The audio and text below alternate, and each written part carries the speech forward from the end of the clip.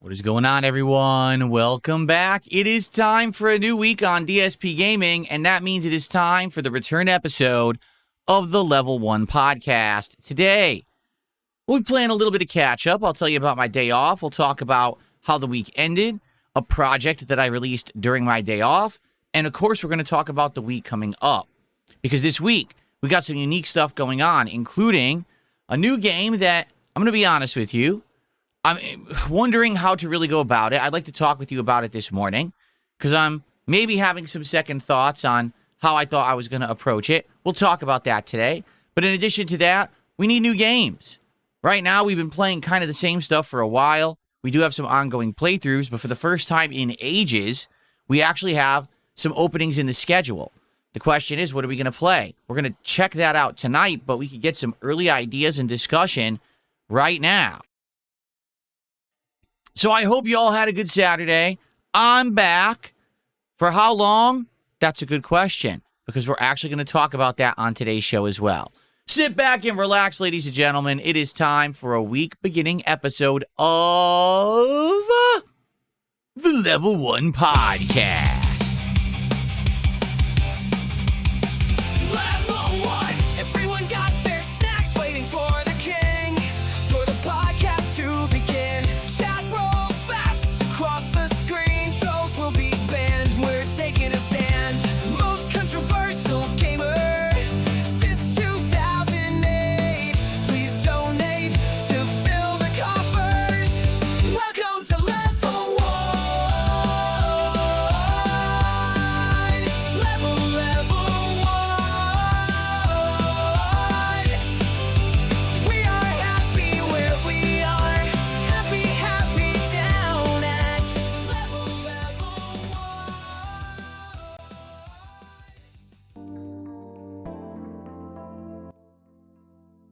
Good morning, everybody. How y'all doing?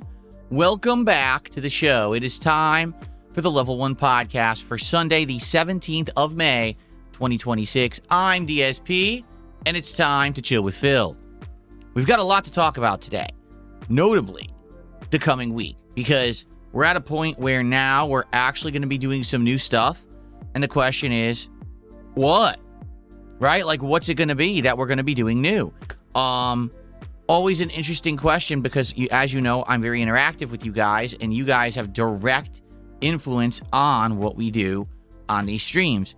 So tonight, on my late stream, we're doing a tryouts night, and that means we're going to go into Steam, and you guys are going to recommend games for me to check out. We'll likely be watching some trailers, maybe adding some things to wishlist, and, you know, depending on how that goes, we may actually pick games to try. Maybe we'll have some new suggestions this morning for things that we could check out tonight, okay? But I want to talk about a little review that I released yesterday on my day off, tell you how it's going, but I also want to talk about this week. This week's a little uncertain, and I'll tell you why. I could be here for 5 days. I could be here for 6 days. I guess I could technically be here for 4 days, but I think I'll be here for at least 5. You might say, well, why on earth are you not sure? Because usually you're a very scheduled guy, right? I always lay everything out. Someone actually left a comment on yesterday on my post on my channel. Oh my God, DSP has such a organized schedule. This alone separates him from the vast majority of other streamers. I'm well aware of that. I know that most people, we're going to stream randomly, and then they turn on the stream. You have no idea what the hell they're doing, and it's very chaotic, and I hate that. I'm a very organized individual. I've even told you guys that when I'm basically on like a day off and I'm going out with my wife, I have the kind of brain that wants to plan out in my head exactly what we're doing. Not to say that we have to do it exactly in an order or whatever, but, we'll be in a certain area and it'll be around dinner time and my brain will be like, okay, what's in the area? So we have this over there, this right here, this here, this here, this here, this here. It'll start mapping and planning out like an outline in my head. Here's the options of things that we can do. That's just how I am. So when it comes to my streaming schedule, yeah, I want you guys to know what I'm doing on what stream. And it doesn't mean that we can't change things on the fly, and it doesn't mean that things don't happen that, let's change the schedule now because a new game released or a trailer dropped, let's react to it or something like that. But I just like having guidelines. I like taking this seriously. A lot of people do not. A lot of people just, hey, I turn on the stream and whatever happens, happens. And to some extent, I can understand why that would be fun for some. Because if you never know what's going to happen, right? You're like, oh, an air of mystery or excitement. But at the same time, what if you're really looking forward to something and it never happens, right? So, being that I'm a 18-year creator and I'm a variety streamer, I like telling you what I'm doing ahead of time so you know when to show up for what. Like, imagine if all week you've been waiting for the next Pokemon Fire Red stream, and today I turn on the stream and I say, oh, I'm not doing that. Today I just decided we're just going to do something different. But you said, what? There you go. Anyway, I understand that, that means that there's going to be some people who are very stupid who say things like, oh, so every time that I show up to Phil's content, it's like a business instead of fun. It's like a board meeting instead of a hangout session. Well, yeah, if you have like 2 brain cells in your head that fire off and you can't understand that organization is better than chaos, yeah, I mean, I can understand why you would think that way because you're a simpleton. But for, actual intelligent people, I think they prefer having the organization more. So, anyway, welcome to this week. Now, let me tell you why it's uncertain what I'm doing this week, okay? So, as you guys know, if you've been following along the narrative in the last couple of weeks, I told you guys that basically I've kind of reached the limit of what I can do with my personal fitness and working out with just a couple of free weights. I got to the point where I've done as many exercises as I can, but I can't really do them well because the weight has gotten to the point where, unless I have like a spotter and I'm sitting here and doing it organized, it's never going to advance. So my wife and I, basically did some research and we looked up together and we decided, let's buy an exercise machine. Let's actually get like a weight machine so we can work out at home with no risk of injury. We can, have plates and things that we're swapping weight. We can do different kinds of exercises for all the different, parts of the body, etc. And so we did order it. And it's actually been en route to our home for about a week because this thing weighs 350 pounds. So it's huge. And, it's, freight companies, are a little different than, say, like the USPS or FedEx, right? So I finally got notification that basically now I need to contact the shipping company to schedule the delivery. But it's Sunday, so I can't do it today. So I'm going to call them likely tomorrow and try to figure this out. But the question is, what availability do they have? Because ideally, I would like to have it delivered on a weekend. And what I could then do is say, have a normal streaming week with you guys, and then maybe have like 2 days off where one day it's for the delivery of this thing to my home, then I unbox it and I bring all the pieces upstairs slowly, and then I build the thing with my wife. So that's like a whole day. It has to be like this thing is estimated time to build is around 4 hours with 2 people working together. And also having to, lug this thing upstairs in pieces because there's no way we're getting 150-pound boxes up our staircase. Yeah, it's going to be an endeavor, Then I'm still going to need a normal day off so that I can actually do my errands like grocery shopping and things like that. So here's the thing, okay? Dependent on when they can actually deliver the thing, because I don't know, is a freight company different from another company? Can a freight company actually deliver on the weekend, or are they going to be like, oh, we're limited, in what we can do, and we can only deliver certain times and not others? I have no clue. So without knowing that, I can't actually tell you guys, hey, this is what we're doing, and this is the schedule for the week. So I have to contact them, tomorrow, essentially, and figure this out, okay? So, once I know, you'll know. But I don't know, okay? So, what I would say is if I can control the situation, what I would like to do this week is be here 6 days. Like, I would literally like to be here for 6 days. I'd like to be here today through Friday like I normally am, and then maybe have Saturday and Sunday off.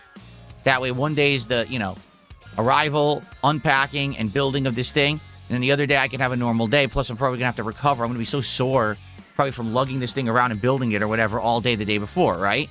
That would be ideal. However, I can't guarantee you that's what's going to happen until I contact this company and I get in touch with them and, we work it out.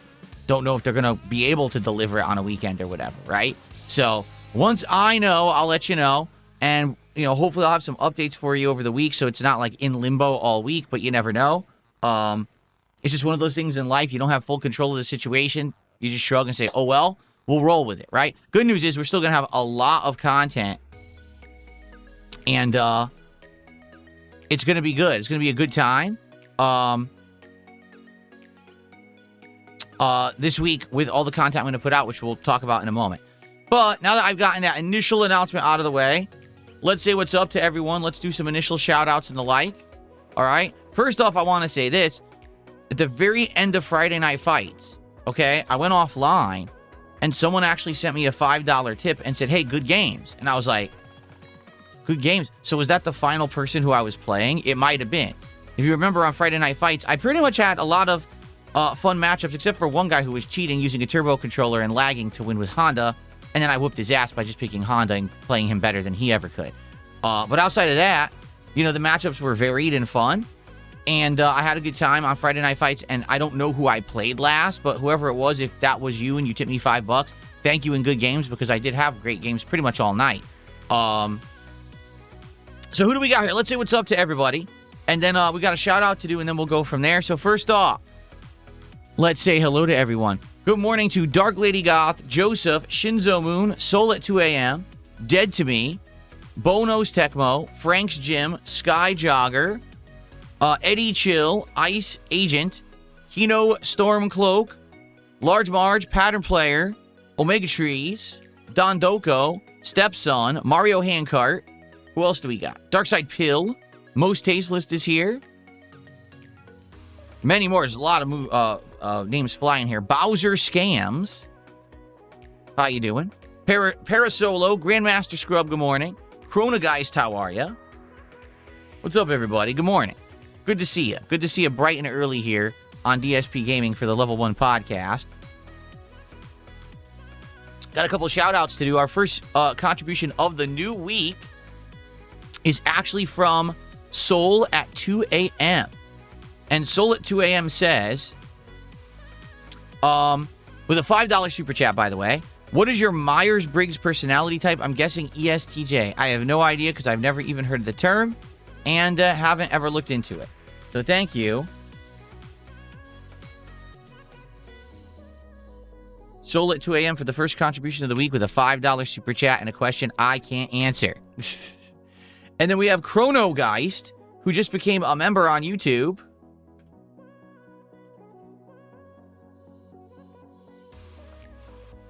Thank you, Chronogeist, for becoming a member and joining the channel. And thank you for that support.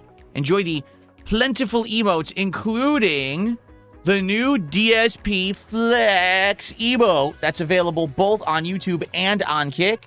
It's a good one. People really like it and are using it constantly.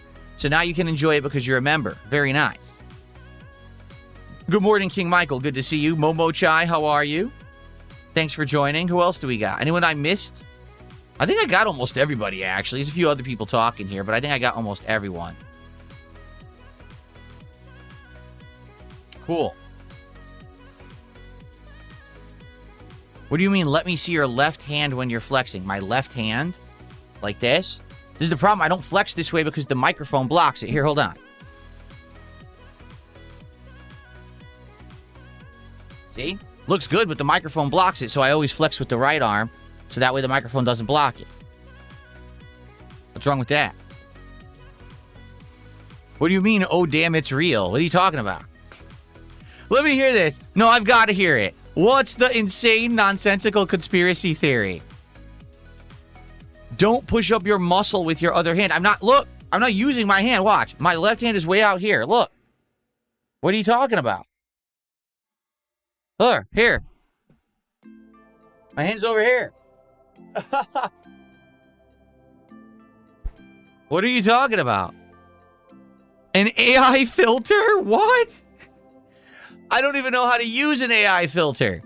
I use the background removal tool because it's an easy plug-in via OBS. I'm well aware there are AI filters because I've seen people use them, but I don't have any filters.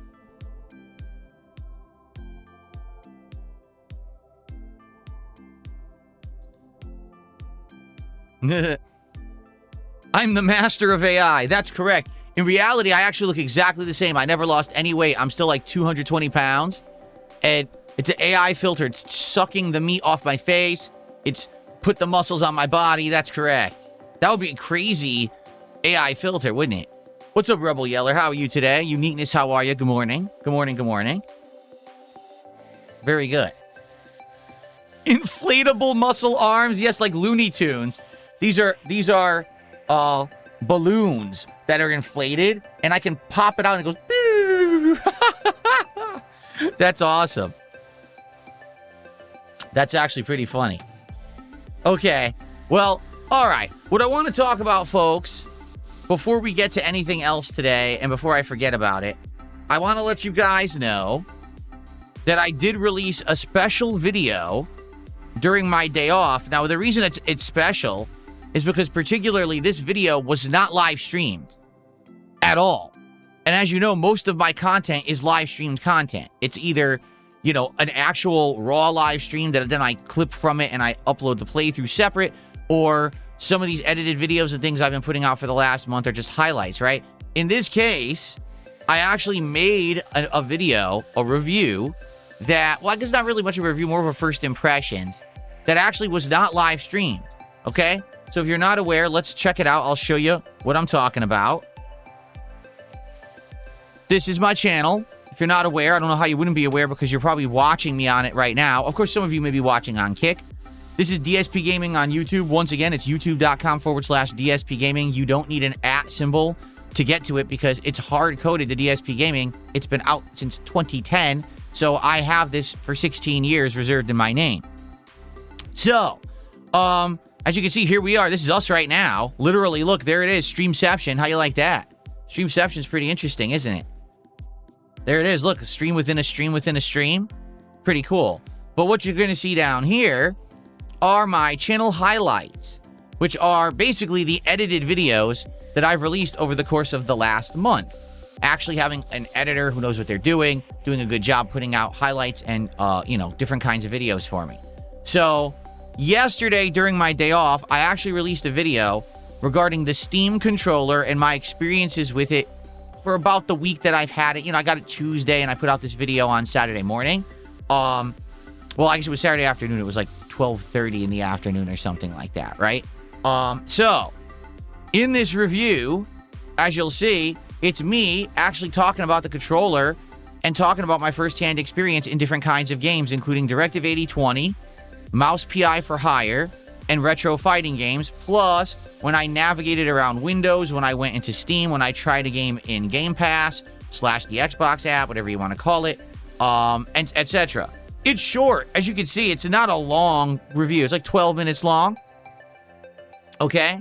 But basically, it was me talking and then having all this footage from the week either superimposed over or cut into from all the testing that I had done on the live streams. So, it's a good video in my opinion. It's quick. It's not a long one. If you're interested in the Steam controller, you want to know, you know, about it. Is the Steam controller any good? Is it worth $100? What are the good parts? What are the bad parts? Etc. Right? Give it a look. But as you can see, basically any video I put out that it's about gaming, outside of me completely destroying and slamming a game and saying it's not very good like I did with Crimson Desert, it's just not doing very well. And there's not much I can do about that. You know, the algorithm is the algorithm. I can title it a certain way. I can use a certain thumbnail. I can try uploading it in different methods. I could do content that's been live streamed, content that's never been live streamed. You know what I mean? This channel's been around for 16 years. So it very well could be that pretty much nothing will ever hit the algorithm on this channel. In fact, I would argue the last video that I released that really did hit the YouTube algorithm was 2 years ago when the Fallout TV show originally released on Amazon Prime. And if you remember, all of a sudden overnight, Bethesda was like, oh, we're releasing a special edition of Fallout 4. Now, did they actually? No. They claimed they did, but all they did is they patched the game. It didn't run any better. It looked exactly the same. They were just basically full of crap, pretending like they rebranded their game and updated it so people would play it while the TV show was out. They actually lied. They didn't really update it at all. It was exactly the same game. But I had started a new playthrough of Fallout 4 literally that day, regardless of the fact that they claimed that they were going to update it. So because I started a new playthrough of Fallout 4 on the day when the hype for Fallout 4 began, all of a sudden, boom, it hit the algorithm. So part 1, I think, did like, I want to say like 20, 30,000 views or something like that for absolutely no reason. Like, it wasn't any different from any of my other content, but YouTube's algorithm says, oh, pick it up today. So because of that, it was like a huge, giant spike of views for me that month as I played Fallout. Since then, I don't think a single thing that I've done has hit the YouTube algorithm at all, quite frankly. And I'm you know, wondering if anything ever will. Like, you would think, what would hit the YouTube algorithm? Well, probably a review of something like Crimson Desert. Well, it did 13,000 views. Does it sound like it hit the algorithm to you? No, not really. You know, how about a pertinent video right on topic with when everyone was talking about mixtape last week? Less than 4,000 views. What happens is I release these videos, and within the first 24 hours, they get a spike.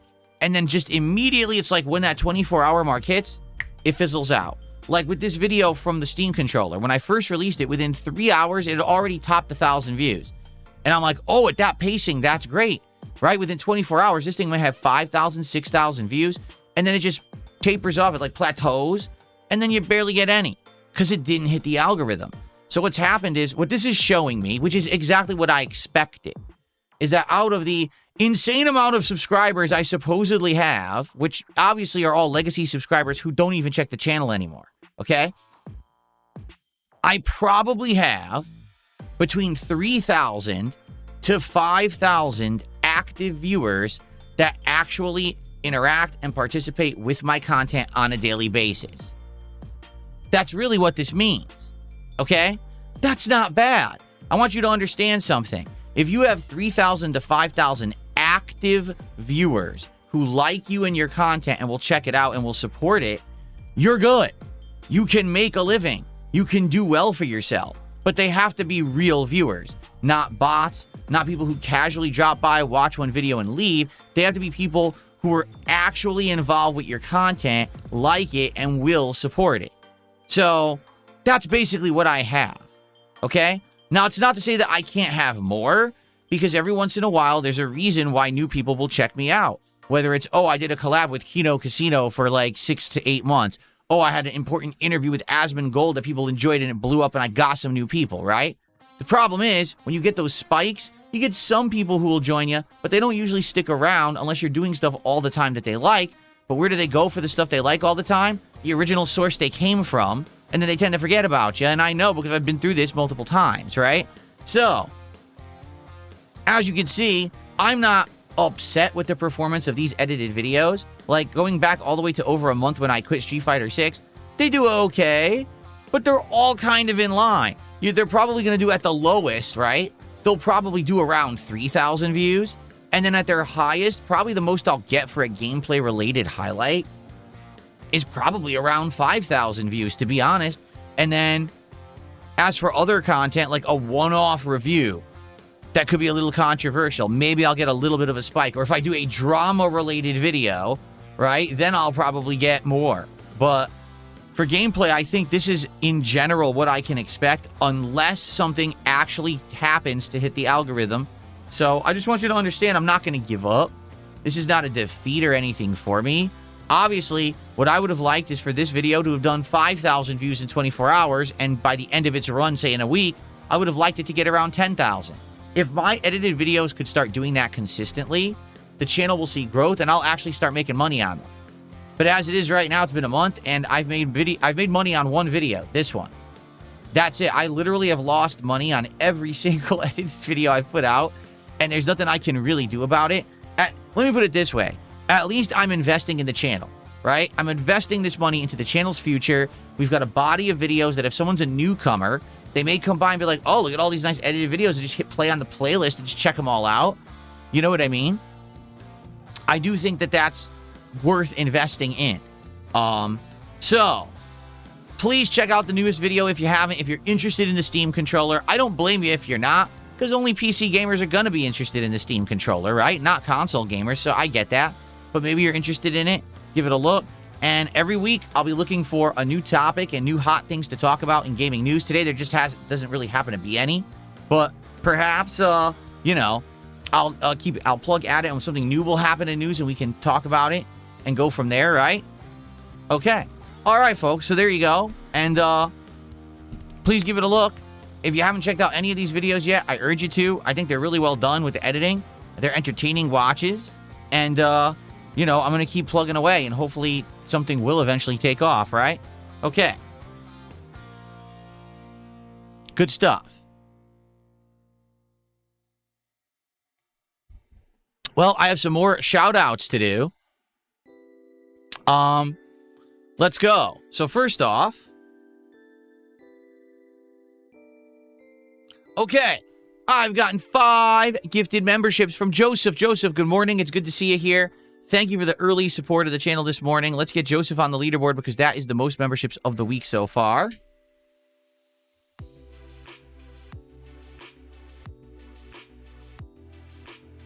Thank you so very much.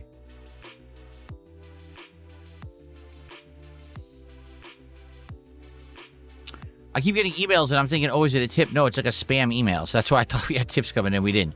Okay. So there is something I want to talk to you guys about before we talk about tonight's stream, where we're actually going to do like a tryouts night where we try out new games and we look at trailers and stuff. I want to talk about the one new release coming up this week. Okay, for those who aren't aware, the one new release coming up this week is Forza Horizon 6. Okay? Now, to be clear, yes, I'm going to play Forza Horizon 6. Okay? It's on Game Pass. I'm a Game Pass Ultimate subscriber.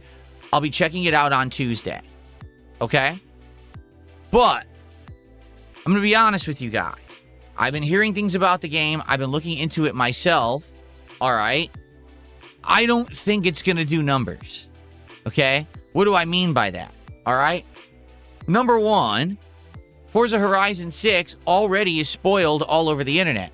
Why? Because they did this stupid early staggered release where people who paid extra money got to play it early. Well, I'm a Game Pass subscriber. I'm not going to pay extra money to play the game, or I'm just going to wait for it to come out.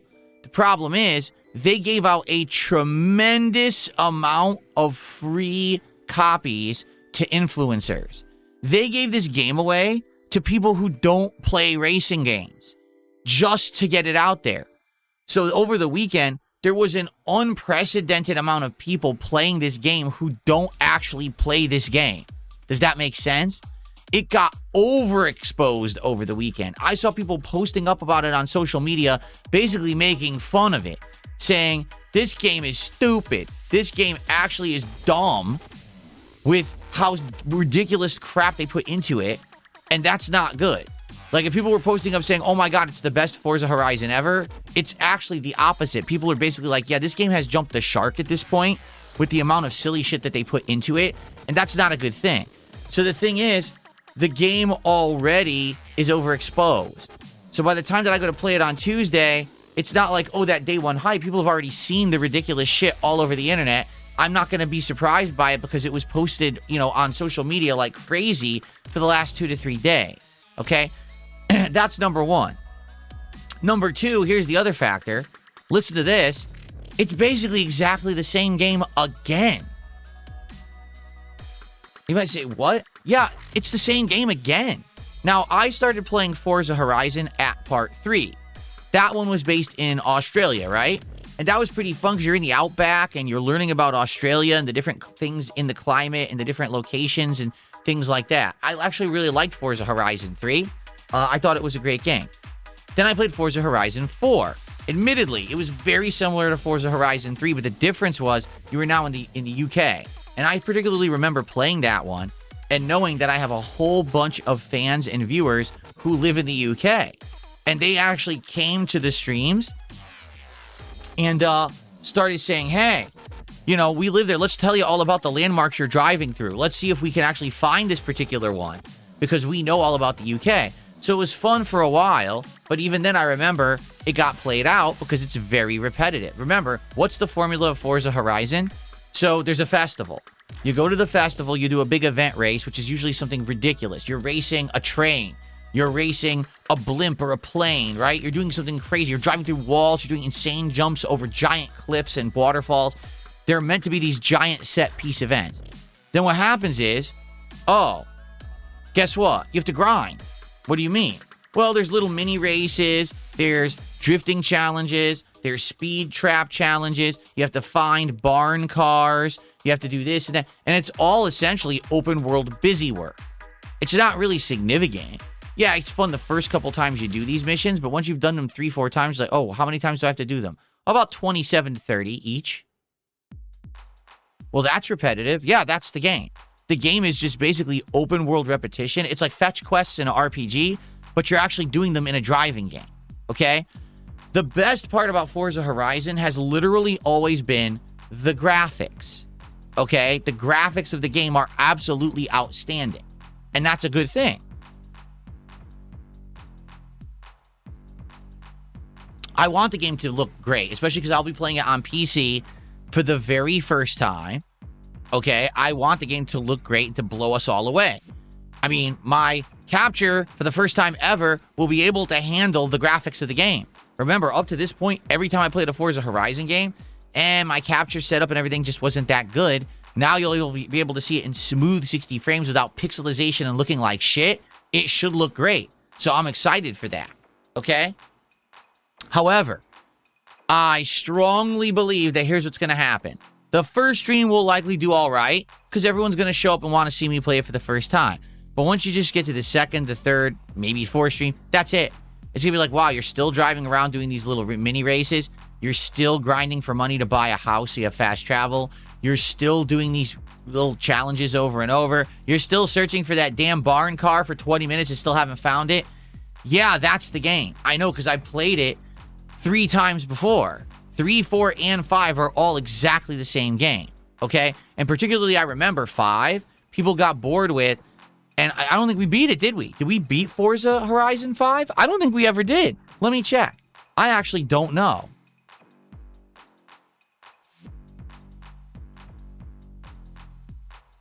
On the Series X, here it is. I started playing it, let's see. It was 2021.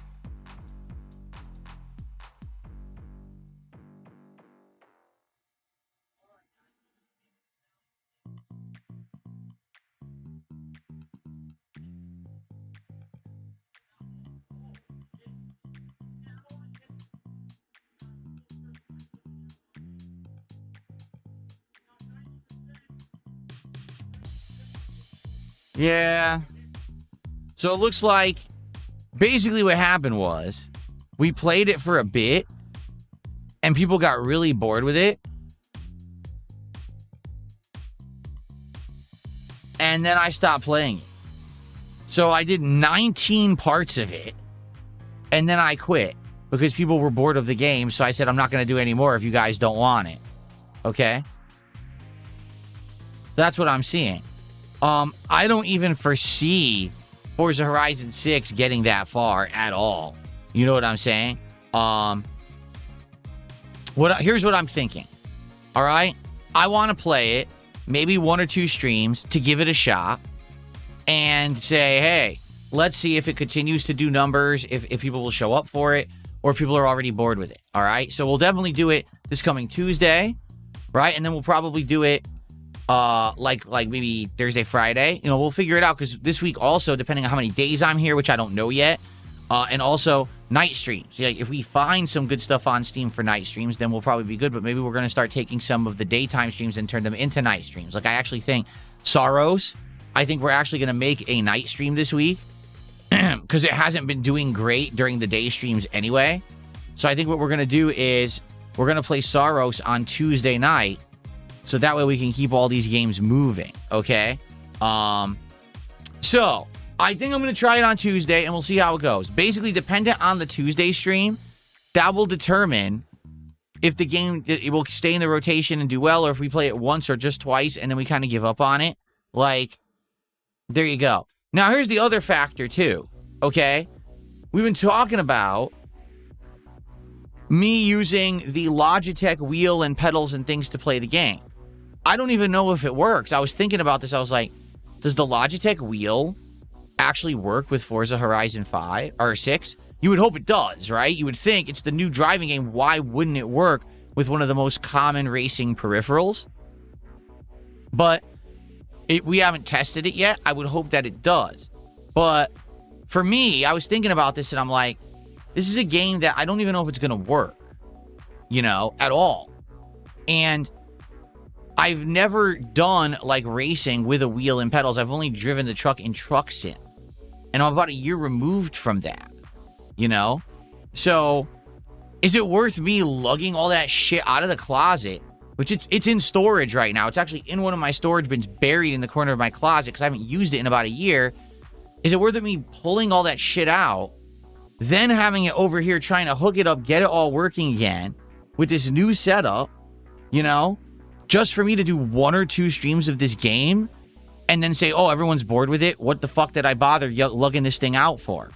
You know what I mean? Because it is a pain in the ass. I'm not going to lie. It's heavy and you need to latch it onto the desk. You have to run these wires across the whole office floor in order to do it. And then when you're done, you got to unhook all that shit because it can't just sit there. You got to go put it, unhook it, put it away again. It's a pain in the ass. Okay? So I'm strongly debating maybe the first stream, let's just go ahead and do a normal stream, and I'll actually play it with my Razer Wolverine Pro. That way I can get the hang for the game and everything. You know what I mean? You kind of learn how to play it, do the basics and everything. And then if people like that first stream a lot and say, yes, please do a second stream. Next time, bring out the wheel and learn how to do it on there. Once you're through the, the intro and everything, then I'll probably do it. But you can't use the Steam controller. Someone says, what about the Steam controller? You can't. Remember, it's a Game Pass game. It wouldn't work. Here's the problem that I think people are going to come across with the Steam controller. Steam controller will only work with games through Steam. Now, there's a workaround because if you have a game that's through the Xbox app, you can add it to Steam as a, what do they call it? A non-Steam game, right? So let's actually demo this right now. So I'm in Steam. Okay, and you can say add a game. Add a non-Steam game. Okay? So how does this work? It says program.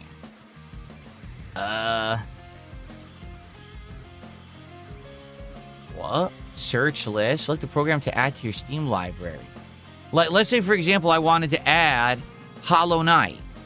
So we could test it and see if it works, right? How do I do that?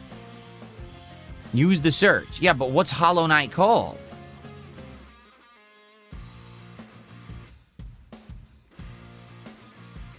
How would I find Hollow Knight? Where is it even installed on my PC?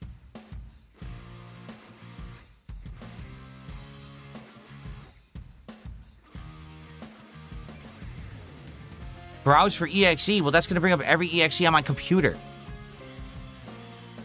How do you know the name? See, you have to browse for the EXE. How do I know the name of the executable for Hollow Knight? How would I even know that? Maybe just Knight?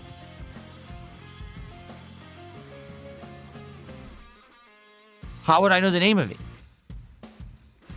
It's in the folder. Where's the folder? How do I know where Xbox games install on my gaming PC? Exactly. You probably shouldn't stream the file search, because what if it shows files and shit on there that, I don't know what it's going to show. But you see my point? You're like, oh, it's so easy. Just add that manually. How the fuck do I do that? What are you talking about? I have to sit there and I have to go research on the internet. So when you have Game Pass and you have the Xbox app, what file path does it manually install these files to? So here's what I'll do. Right? Give me a second here. Let's see.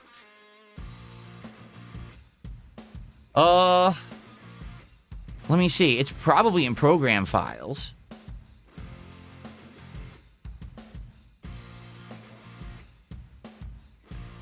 It's not under Xbox. There's no Xbox folder.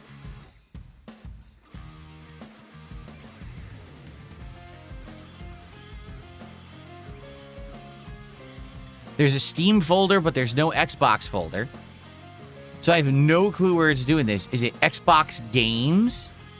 No, under Xbox Games is Forza Horizon 5 and Sea of Stars only. So it's not there. Could it be in Windows?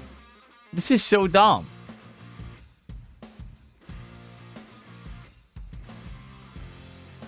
Just listen to this. The bomb says, there's a hidden app data folder under users. Your username app data, local packages, Team Cherry. So it's not straightforward whatsoever. Every game's going to be completely different, and you're going to have to find a manual hidden file path to add games to Steam to get the Steam controller to work with them, right? That's what you're saying.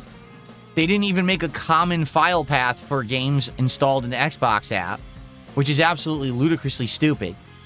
That would be too easy, right? To just do it like that, common. Instead, they just, everything has a fucking hidden file somewhere. This is sounding pretty dumb to me. So you're saying see users. Okay. My name. Here it is. And then app data. Okay, I see it. And then local. And then packages.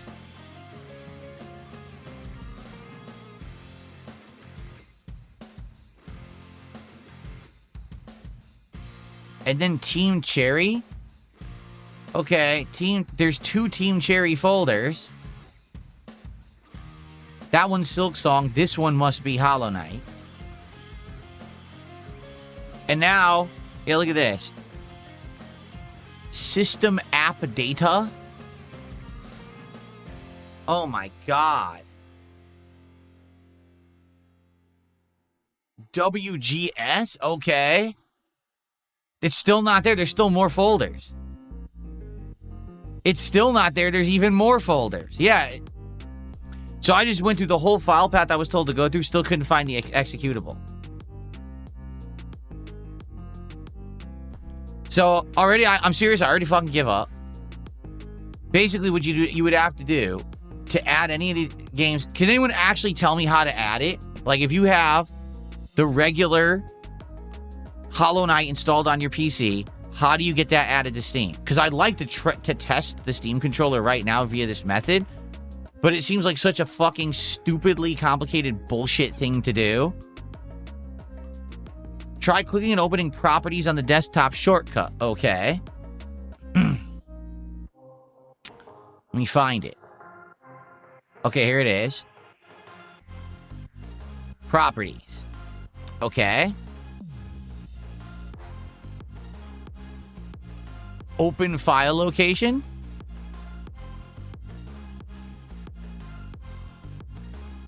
What the fuck? I clicked open file location. It opened up Edge browser without showing the file. It didn't even open the file. So that doesn't even work.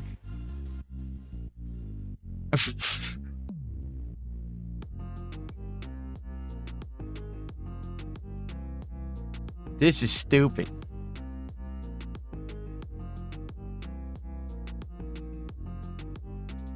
Where is it? It doesn't even show where the fuck it is. Advanced.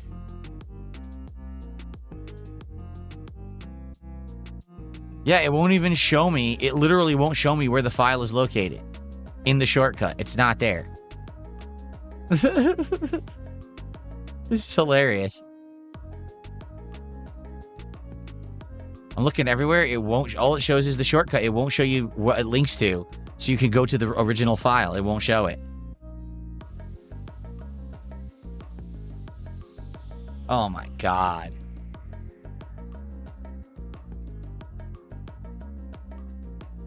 The bomb says, try going into Game Pass, so you mean the Xbox app, and going to Hollow Knight and looking for an option in Game Pass that says open the folder. This is hilarious. You see what I mean about how nonsensical this shit is? So here's Hollow Knight. See in store, add to play, manage, uninstall, share. Maybe manage? Create a desktop shortcut, files. Installed to, aha, it's on my D drive.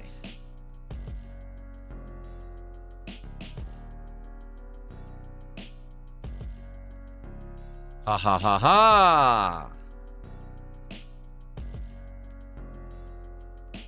I've got it. Finally, I've got it. Let's see if I can find the executable. Here it is. I found it.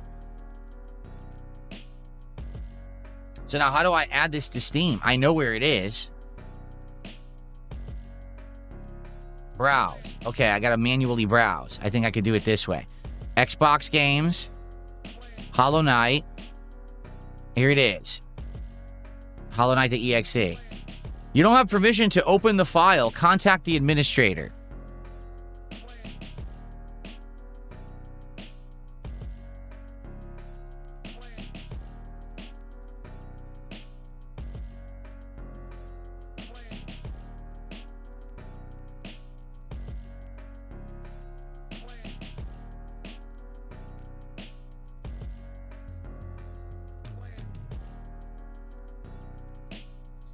Make yourself the admin. Okay, how do I do that?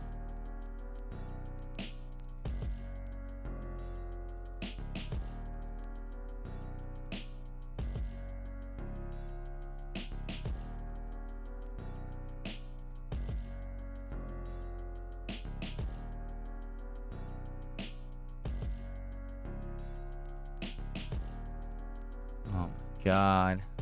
I have no idea how you do that.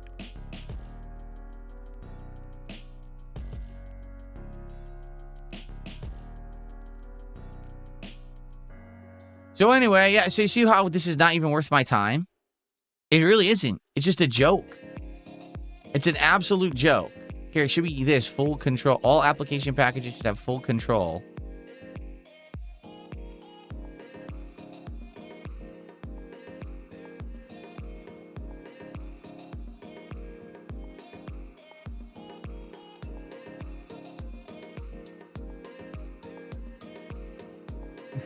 Forget it. It's Windows is so stupidly complicated. I have to go into 17 different menus to make this an admin. Well, not even to make it all users can edit the file. Even though I am the admin and I'm logged in as admin, it's still not set like that. So I can't even easily just add it to Steam. So fuck it. And that's what I mean. Like, who's going to care about that shit? Yeah, that's what I'm going to do. I'm going to find every game that I want to play with Steam controller. First, I have to find where the executable is. Then I have to manually edit the executable so that you can change it and add it to Steam. Then you got to manually add it to Steam, and then it probably still won't work. It'll probably be another hoop to jump through, another problem. Fuck it. It's just a dumb thing. Oh, it's so easy. You could easily just add it to Steam. No, you can't. That's PC gaming in a nutshell. Nothing is easily done. It's all overly complicated with 20 hoops to jump through to do something very fucking simple that you should be able to do in 2 seconds because a bunch of nerds made it. And the nerds are so up their own ass with their code, they don't understand that it has to be user-friendly.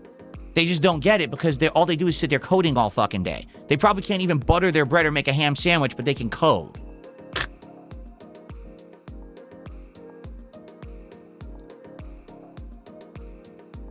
Anyway, forget this bullshit.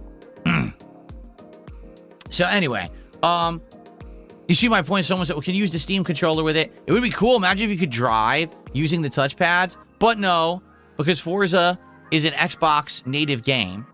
Okay? I'm going to play through the Xbox app with Game Pass. So no, the Steam controller will not work with it. Okay? So what I think I'm going to do is this coming Tuesday, we will try Forza Horizon 6. But I think to start, we're going to see how does it run on the PC. We'll test it. But I think I'm going to use my Razer Wolverine controller. And we'll see how it controls with that and if it feels smooth or whatever. Now, if we play it and it's a hit and people like it. And they're like, yeah, we're willing. Let's do another stream of it. And we'll support it. But we want the wheel so badly. Then maybe it'll be worth you lugging the wheel out of the fucking closet. But to be honest, right now, it's not. Because I'm going to be honest, I don't think the game's going to do very well. I feel like this game will do okay. But it's not going to be crazy because it's already been so oversaturated and overexposed all over the internet because Microsoft is desperate to try to get people to play a game from their studios now because all their games have flopped. And remember, they're trying to do a big stage, a big comeback here.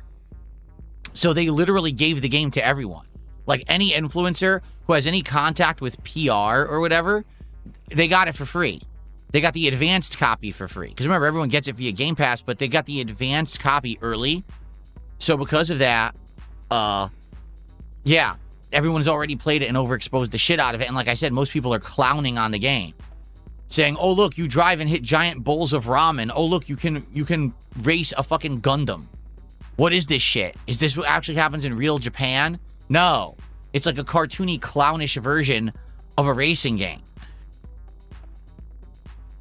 So because of that, I just don't think many people are going to care. Just being honest, I think it'll do like 1 or 2 streams, and after that, people will already be bored with it. I just don't see it doing numbers or anyone really caring when the game's already fully on the internet because everyone played it for free because Microsoft handed it out like candy. So, yeah. I guess we'll see how it does on Tuesday, and we'll go from there. But I just want you to curtail your expectations. No, I'm not going to lug the giant wheel and shit out of the closet, hook it up, don't even know if it's going to fully work with the game or not, just for the stream to not do well anyway because the game's overexposed. Okay, if the stream does well, people are like, yeah, we'll come back, get the wheel, then maybe I'll do it, but I'm not going to bother with it at this point. It's a shame. I actually feel that if Xbox didn't do what they did, the game might have even been done better, but here's what's going to happen. Everyone right now is talking about Forza Horizon 6 right now because everyone got it for free, and all the influencers are playing it right now because they were told to. That will be done within the week. So by the end of this week, effectively, Forza Horizon 6 will be done with. Everyone will have moved on to the next thing, and no one's going to talk about the game. So, that's a shame with the way that they handled it. I don't think they should have handled it this way. I do feel like it's unfortunate that they decided to basically make a giant media push and overexpose, because you can always tell when someone, oh, I never play a driving or racing game, but somehow I have this game early and I'm playing it this weekend. Gee, I wonder what could possibly be going on there. It's not like, Xbox reached out to every fucking influencer on the planet to play their game, right? Did you know that they flew influencers to Japan and said, oh, look, it's the Forza Horizon Festival? Now, it wasn't. But basically, they had a fake IRL Forza Horizon Festival where they gave influencers a full week-long paid vacation in Japan, kissed their butts, gave them free food, free transportation, free everything, and an early copy of the game, so when they come back, they would cover the game positively. Yes, they did that. What a shocking surprise that they're glazing and schmoozing with fucking influencers to get them to say that this game is good, right? It's just sad. This is what the industry has become. It is. Because the truth is, anyone who that happened to is literally never going to give you an honest opinion of the game whatsoever. They're, of course, going to be influenced and say that the game is good. So why on earth would you ever watch the content of someone who just got glazed and got a free week-long trip to Japan for this fucking video game? The answer is you shouldn't, but the common viewer just isn't smart. So people will just watch and believe it. So, oh, look, the game is so good. Yeah, you just got back from fucking Japan. You got flown to Japan for a week, you had a paid vacation for your family. Of course you think the game is good.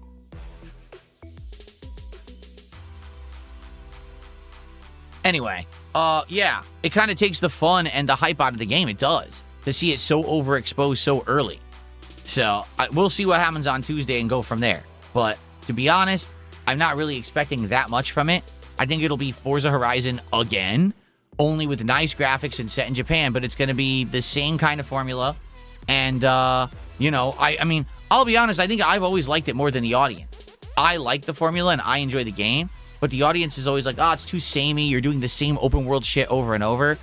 And they're right. You're always drifting, you're always doing the speed traps, you're always doing the little mini races, you're doing the stunt jumps, you're grabbing collectibles. It's the same open world fetch quest stuff for like 20 hours, and in between, usually there's like 5 to 10 big set piece races, and those are the highlights of the game.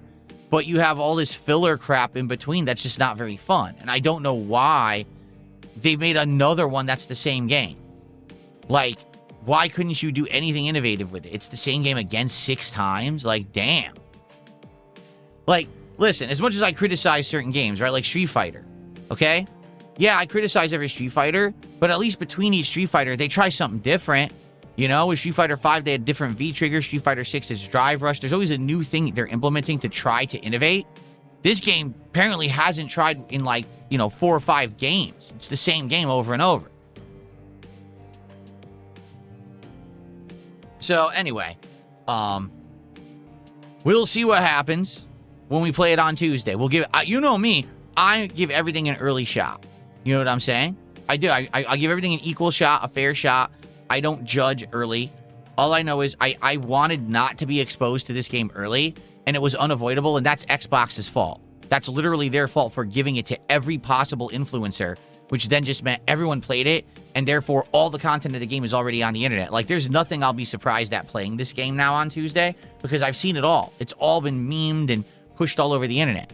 So I don't know why they thought they were going to sell copies that way.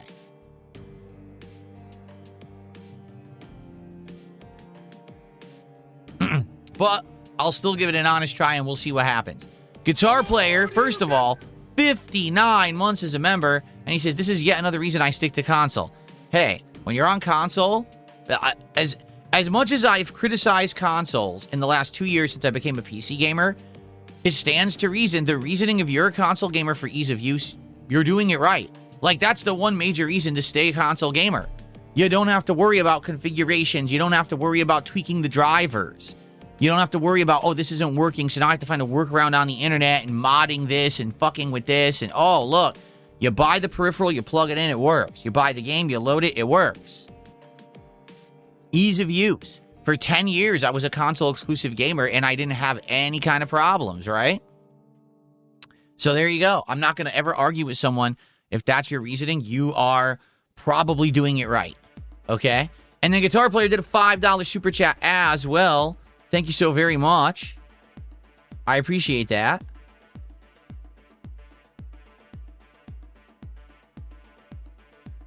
Now, on the flip side of that, I'm certainly not going to lie. Since I became a PC gamer 2 years ago, I have had probably, 5 times better graphical experiences. I have had my horizons opened wide for the games that I can play. I've played a big, wider variety of games, including indie games and things, and I've had the widest variety of controls available since I became a PC gamer. So there's pros and cons for sure. There's definitely a mix there when it comes to PC versus console gaming.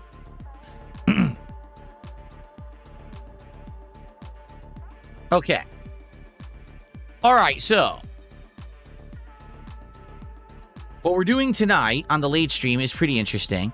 We're actually bringing back the game tryout nights. So what does that mean? Tonight, first thing we're going to do together is we're going to jump into Steam, and I'm going to ask you guys for game recommendations. I'm going to look up the games you recommend, and I'm going to react to the trailers and see if I'm interested and add them to the wish list.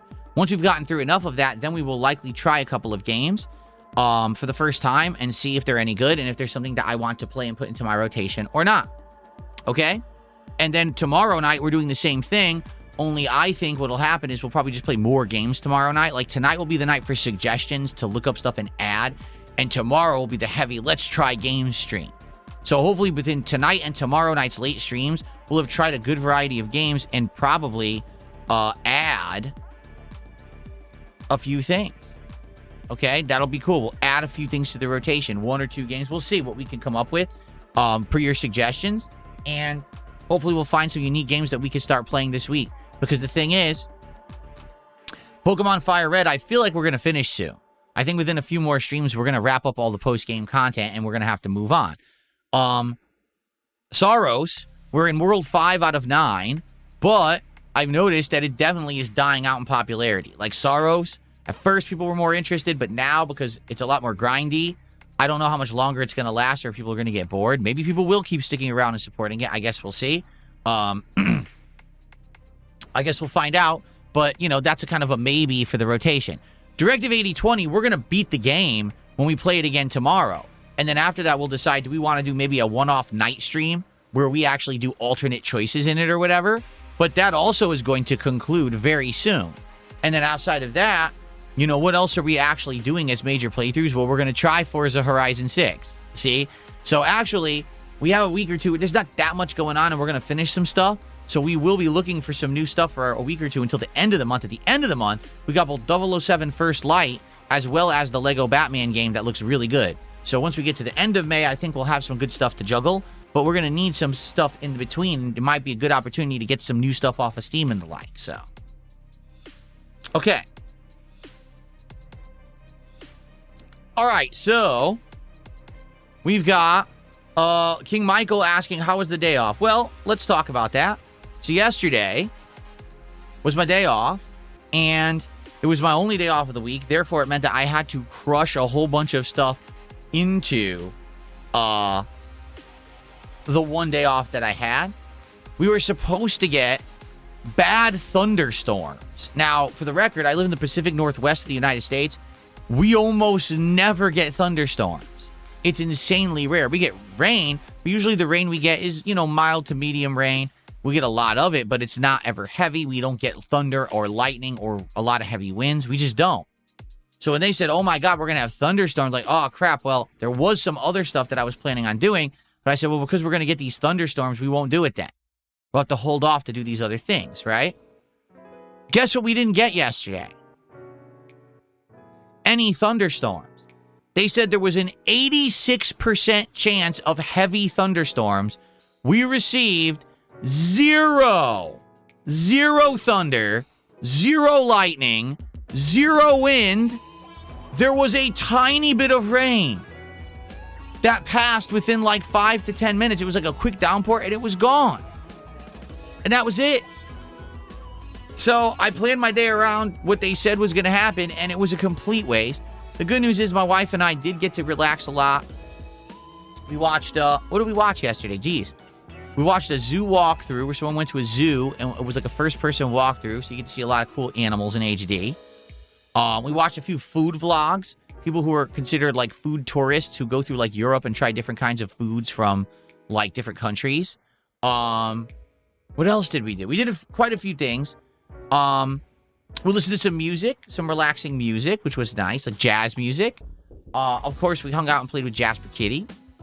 And we had some Mexican food for dinner. I had a giant chicken fajita burrito. It's not the burrito you pick up and eat like this. It's the one you have to fork and knife it because it's like smothered in sauce and stuff, but no cheese. But it was good. It was beans, rice, a whole bunch of chicken, seasonings, a bunch of veggies, which was really good.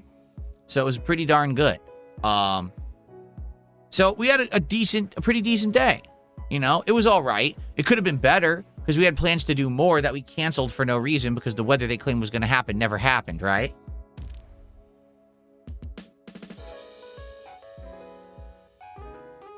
Huh? People person, I'm sure I probably saw that. He says, did you see the Weatherman episode of Curb Your Enthusiasm? The Weatherman calls for rain on a sunny day so he can purposefully get the golf course to himself. Yeah, I'm sure I saw. I saw most of the series. I didn't see the final season, but I saw everything up to the final season. Not him again says, do you ever watch travel vlogs like Adam, the Woo, or the Carpetbagger? Number one, I don't know who they are. And number two, I would never tell you the YouTube channels that I watch. Because just the fact that I would bring it up and say, oh, I watch this channel, people would go harass the channel. As dumb as that sounds, that's how insanely fucking stupid my detractors and obsessed losers are. They actually go and harass people simply because DSP has watched a video. So I would never tell you what I watch.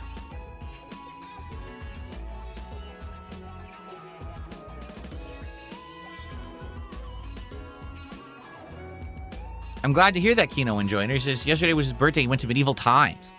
I went to Medieval Times when I was a kid. I remember, here's what I remember when I went to Medieval Times.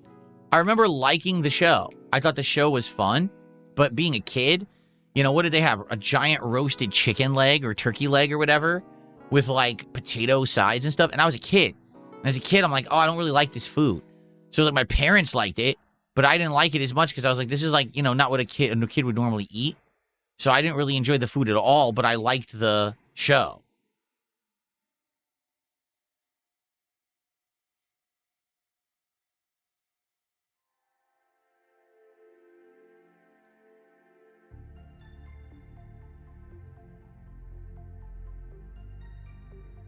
How's Jasper Kitty? Oh, he's good. He's good as always. He's a silly guy. He's doing fun stuff. And, he's in a transitional period right now because of the seasons kind of being in between. Like, it's not hot, but it's not cold. And each day is different. It's very weird. We have one week where it's in 80 degrees outside, it's hot. And then the next week it's cold. So we have the heat on, the heat off, the windows open, the windows closed, air conditioners on, air conditioners off. So because of that, he doesn't know what to do. He's, he's one day, He'll be hanging out with us on the couch. The next day, like, where is he? He's upstairs hiding in the linen closet all day. Just because, you know, he's trying to find, like, a comfortable zone for the season, but the season isn't consistent. So how can he be comfortable if the temperature isn't consistent, you know?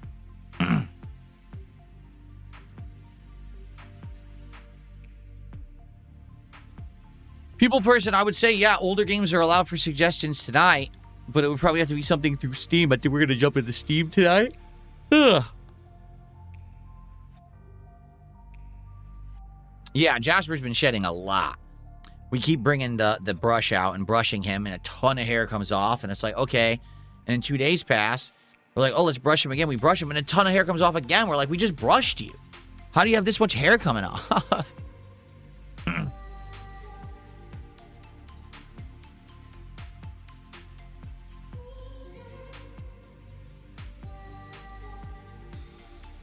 How old is Jasper Kitty? Again, we don't know because we don't know what his actual age was when we got him. But doing the math, he's probably as young as like 9 or 10, but he could be older. He could actually be like 12, 13. We don't know. We have no clue because we don't have any records of him. But the good news is he's still pretty spry. He's still full of energy. He still launches around the house like a bullet. He still jumps up on counters. You know, it's not like he's showing you signs of being, you know, an elderly kitty or anything like that.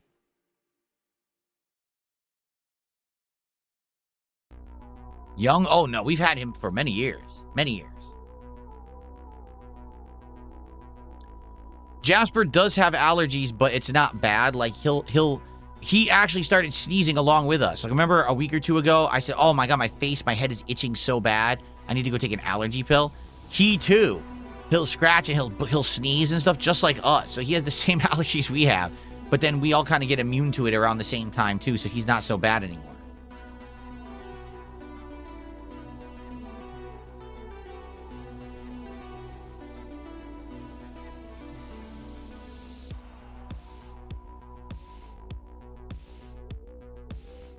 The original Star Fox or Star Fox 64, I mean, the thing is, the new Star Fox is out next month. And what I found is when you do too much of the same thing too close to itself, it ends up killing the hype for it. Like, for example, let's say that all of a sudden out of nowhere, Bethesda announces Elder Scrolls 6 is coming out in November.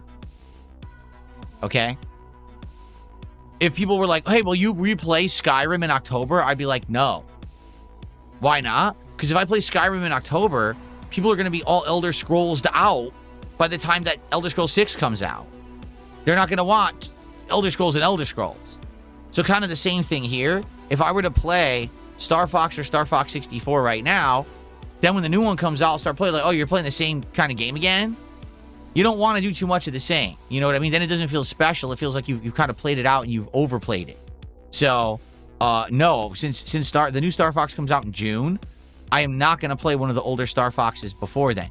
Now, let's say Star Fox was coming out in September, then I'd be like, oh yeah, it's only like May. Let's play an older Star Fox. But it's going to be too close.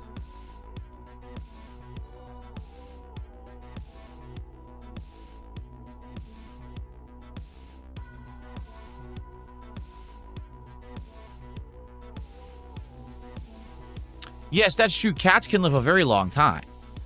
Oh, you know, a cat that's healthy can live up to 20 years usually. You know, so even though Jasper Kitty is probably, like I said, he could be as young as 9 or 10. He could be 12, 13. We don't know. He's still not old by any means. And the good news is the only medical problem he's ever had was he used to have those, you know, urinary infections. And he hasn't had one in over 2 years because we gave him the better diet. It seems to have completely cured the problem.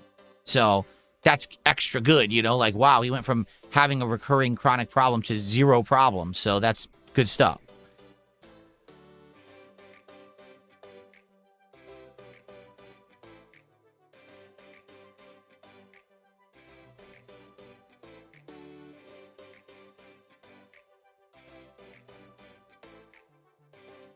Okay, well, at this point, I think we've covered pretty much everything that I wanted to talk about on the show, right? We talked about my day off. We talked about the new edited video.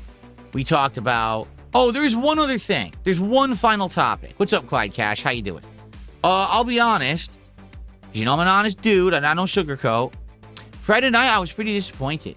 All right? And what I mean by that is we did Friday Night Fights, Retro Fighters. You guys voted that you wanted to see me play Street Fighter 3 Third Strike, so that's the collection we booted. Keep in mind, I have like 4 collections that we can play at any given moment. And you guys said you wanted Third Strike. So I booted up Third Strike, and for the first hour, we tested old school fighters with the Steam controller. And the second hour, I went to joystick. Okay? We played a lot of Third Strike. We played a little bit of Alpha 3. We played a little bit of Hyper Fighting, and we played some Super Turbo.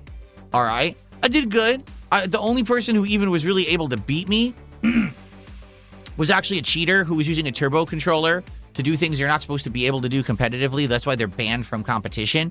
And also, they had a bad internet connection and abused it. So I just counterpicked them with Honda and beat them pretty convincingly and embarrassed them.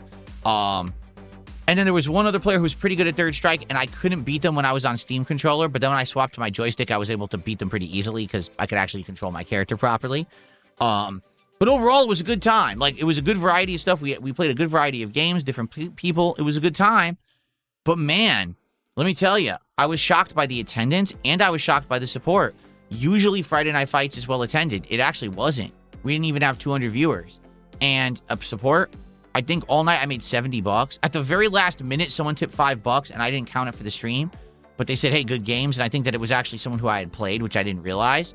So I think by the end of the night, I made like $75, and I was like, wow, that's actually my worst stream in ages. And I was shocked that they did that poorly because people had been asking for me to play fighting games and play fighting games that I like and I'm good at, you know, stop the rage, but instead show off my skill. And that's exactly what I was doing. It didn't seem to resonate. You know, when you have low attendance and support, that's bad. So I don't know what happened. I don't know if it was just a one-off thing because the week before had done really well.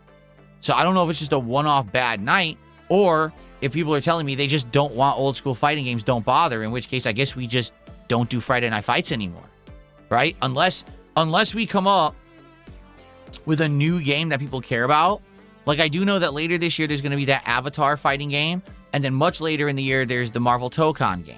We could try both.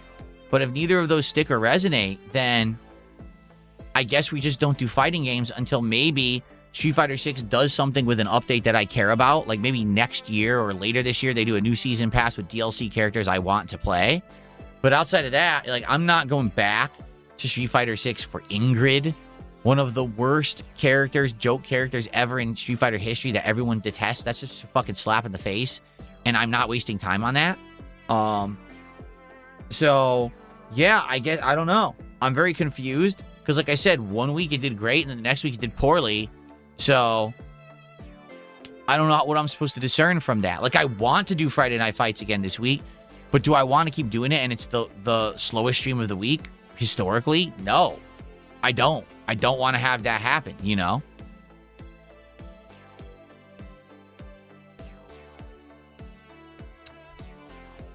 So I don't know. You tell me. By the way, Broadcast, thank you for 6 months as a member. I appreciate that. Okay.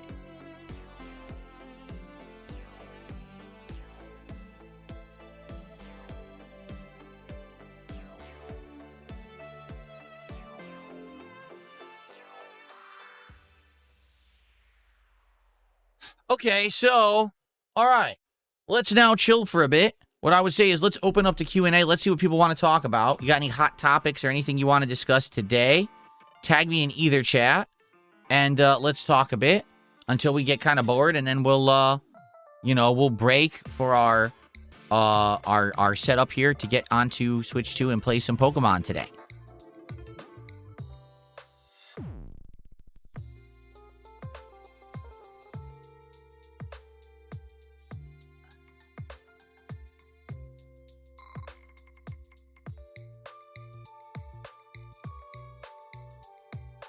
Yeah, I don't know. Like, apparently there's a very strong rumor that this week GTA 6 will go on pre-order. Not that that's a huge deal, But apparently, along with the pre-order, supposedly Rockstar is going to drop the real trailer for the game that will show off the game for the first time ever, because their other trailers really weren't trailers, right? That we'll actually see gameplay and stuff this week. I mean, if so, that's cool. I'd be down for that. You know I'm going to react to it on a show. I absolutely would love to react to that for you. So I guess we'll see. If it happens, it happens.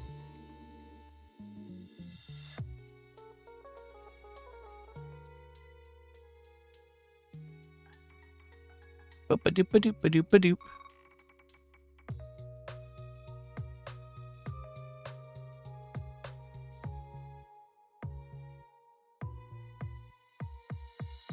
Let's see here. Captain DCW, welcome home. Awesome.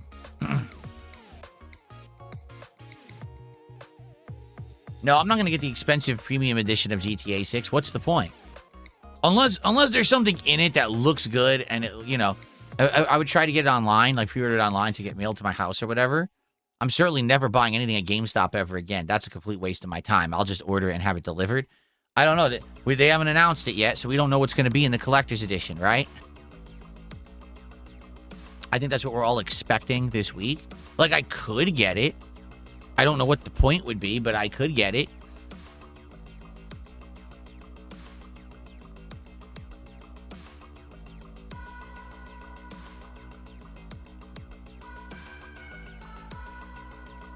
Why don't I get my groceries delivered? There's two reasons. Reason number one, when you order grocery delivery, you have no freedom to pick what you want.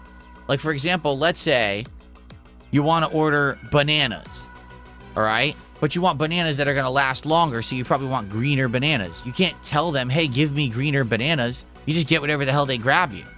So you could say, I want a bunch of oranges, and they bring you tiny, shitty oranges. Why did you give me those? Oh, because that's just, they grab whatever. So that's number one, okay? Number two, it costs way more. There's a big, significant extra charge to have your groceries delivered, and there's no point in doing that when the grocery store is right down the street. You know, like, there's no point. The reason that I order for DSP Tries It is because I need the food to show up and I don't interrupt my stream. It's smooth for the stream and for the viewership. You see? The reason that I order food on my day off is because my wife and I cook all week long and don't want to cook again. So it's a way for us to not have to cook for a day. It's a relief. And I'm not going to drive all the way to a restaurant, pick up the food and drive it back. I'm just going to have it be directly delivered. It saves hassle and time to have it delivered, you see? But groceries, there's no point in having those delivered at all.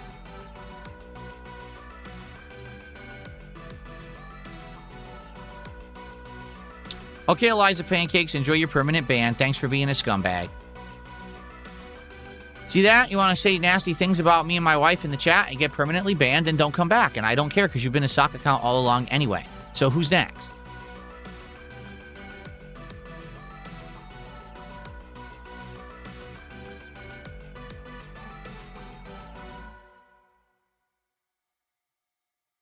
Alien Isolation 2 trailer, there is none. It's like a 10-second teaser. It's not really a trailer. I am interested in Alien Isolation 2, and when there's a real trailer for it, I'll watch it. That thing is not a trailer. Elder One, welcome to the stream. CHMF says, at your eyes, it's weirdly worded, what would be a perfect 16 to 20 character starting roster for a future Street Fighter 7? I think, like, for example, if you're going to have a new Street Fighter game, I think, number one, you always kind of have to have the original 8 characters from Street Fighter 2. Like, that's a given. Then you probably have to have some of the boss characters. Maybe not all of them, but some of the boss characters that were considered, you know, core to the franchise, I would say. You always want to have at least 4 new characters, is my take. So let's say the 8 originals.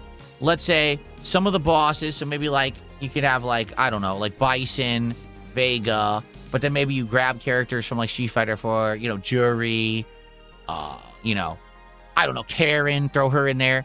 Then 4 new characters. So already you have 16, you know, and then maybe 4 fan favorites from other franchises, or maybe fan favorites from, like, previous iterations, like 1 character from Third Strike, 1 character from Alpha that hasn't been around in a while, something like that. But the key to me, for a successful fighting game, You need to have the variety in the gameplay styles. The entire game can't be everyone plays the same. You have to have one character that's a rushdown character, one character that's a keep away character, one character that's a grappler, one character that's a hybrid, one character that's a zoner. You see what I'm saying? All of that is valid, but you need to have that variety. That's what's always made fighting games good, that the game has a different kind of style depending on, you know, how you play it or who you select. And sadly, too many modern fighting games forgot that. And the games play so samey, it doesn't even matter who you're selecting, it's the same game. Like, dude, Invincible Versus, that game is such a simpleton's game. Literally, it doesn't matter who you select. Almost all the characters play the same.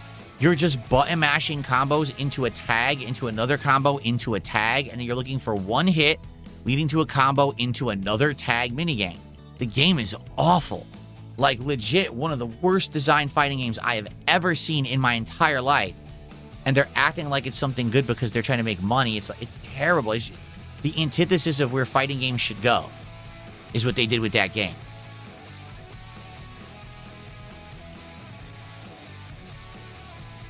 Darkside Kim Jong-un with a $5 super chat and a really toxic message. Thanks for $5. I appreciate that. I really do. Maybe if you send another 2 or 3 super chats, I'll actually entertain your question and answer it.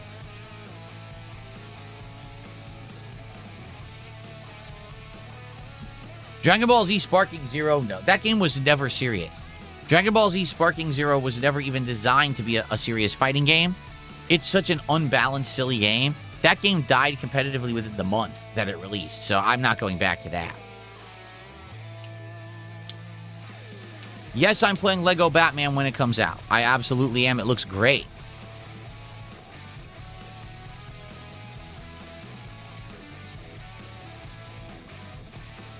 Pot of Greed, yes, I would consider...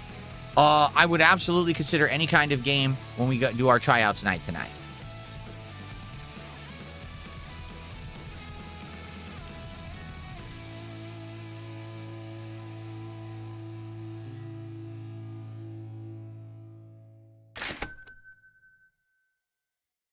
Draven did a $2 super chat. He says, what's the dumbest question I've ever been asked? Oh, man. I don't know. That is actually a legitimately tough question for bad reasons, because I've been asked so many dumb questions all over the years that it would be way too hard to remember what the dumbest one was. I would say probably one of the dumbest questions that you can get asked is, hey, Phil, what game are you playing today? Meanwhile, I'm on the stream where the title says the name of the game and the thumbnail is the game. So right now, if someone came on and says, hey, Phil, what game are you playing today? It says Pokemon Fire Red in the title and the thumbnail. Why are you asking me? That's a pretty dumb question, admittedly.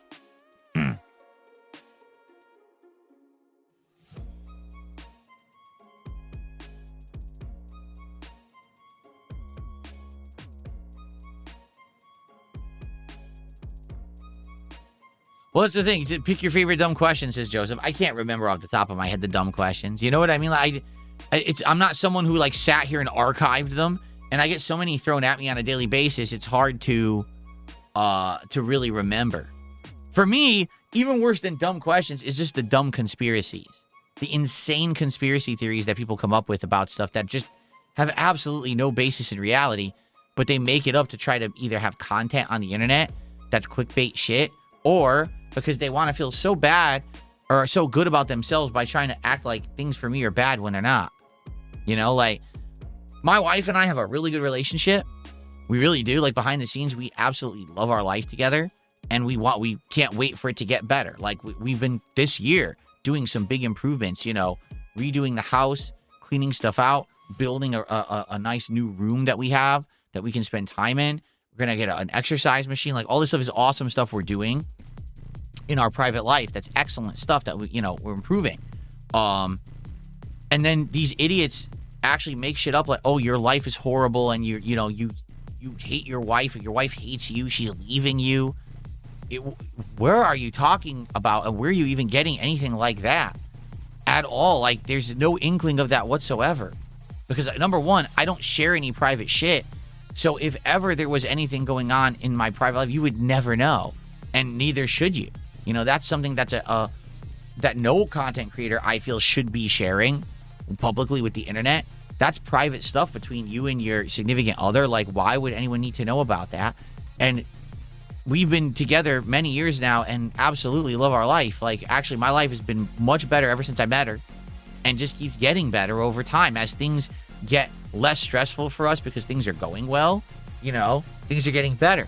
So if ever there was going to be stress, it would have immediately been that it would have been back when things were at their worst, right? When things are falling apart. I didn't know if I was going to be able to pay the bills. I didn't know if I was going to lose my house, right? That was probably the most stressful time of our life. That was many years ago. Things are so much better now. Why would things be falling apart now? It doesn't even make sense. She met me and was with me through the toughest times. We've already gotten through them. So now we're at the part where we earned this light at the end of the tunnel moment that we're at. Things are good now. You see?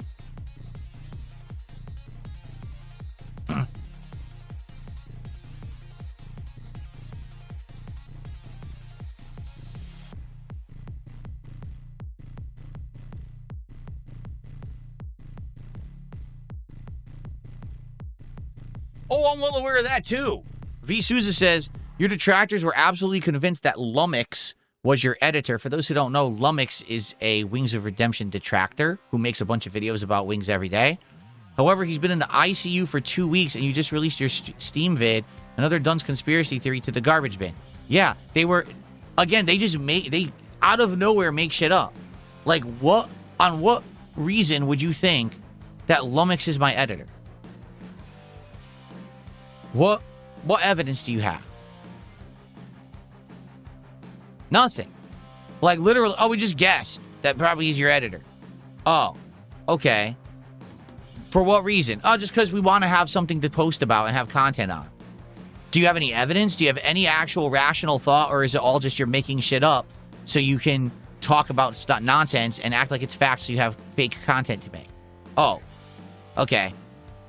And by the way, I wish Lumix the best. I hope that he has a speedy recovery. That's awful. He was in a terrible automobile accident, I believe, and like had half of his body was smashed. So he has like months of rehabilitation to go through before he'll be back on his feet. I mean, I don't wish that upon anyone. That is terrible, and I hope that he recovers.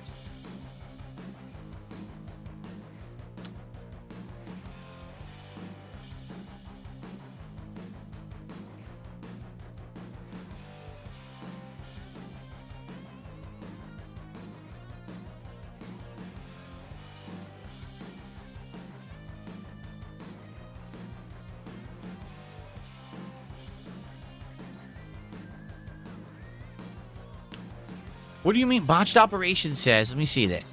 Would you do trolling gameplay? Play a game like Fall Guys solo. You can get all the fans to join and turn the entire game in your favor. Back-to-back victories would be funny. Huh?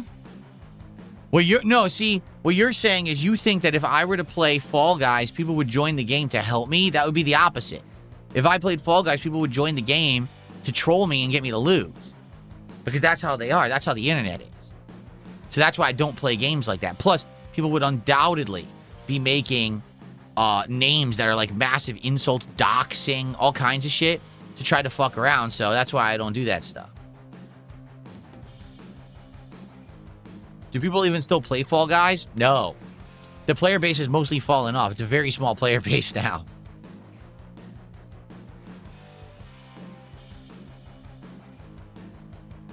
Yes. I am in the new He-Man movie. That is correct. That is absolutely correct.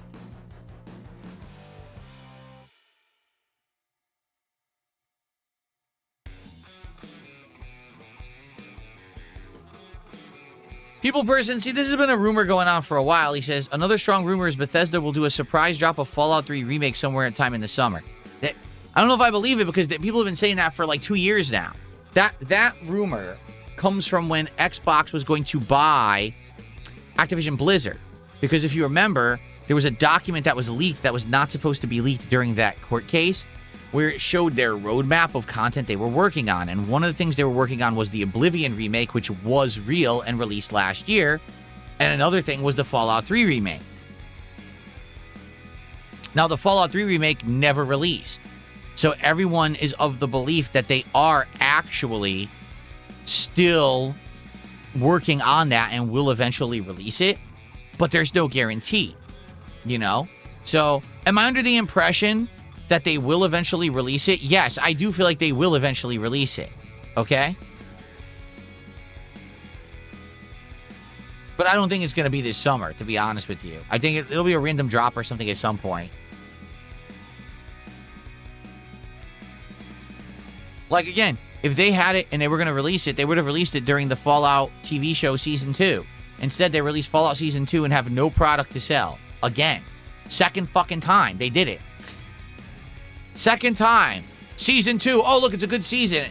Oh, look. Oh, no products to sell you that are Fallout. Oh, okay, stupid.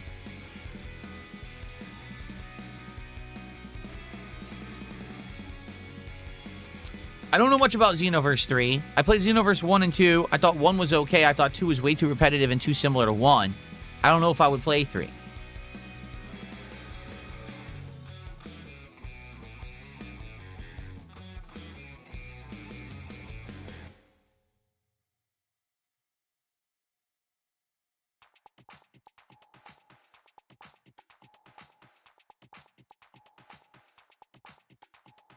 Yeah, I've heard Forza Horizon always has a heavy licensed soundtrack, always.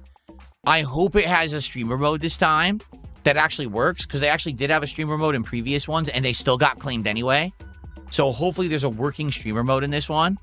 You know, if not, it's just going to have to be, I guess, I erase 7,000 music tracks from the videos as they get claimed.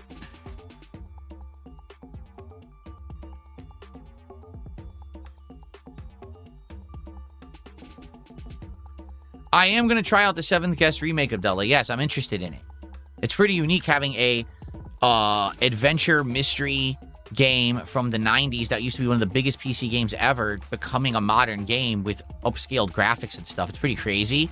I don't know if it's going to work for a lengthy playthrough, but I at least want to give it a try.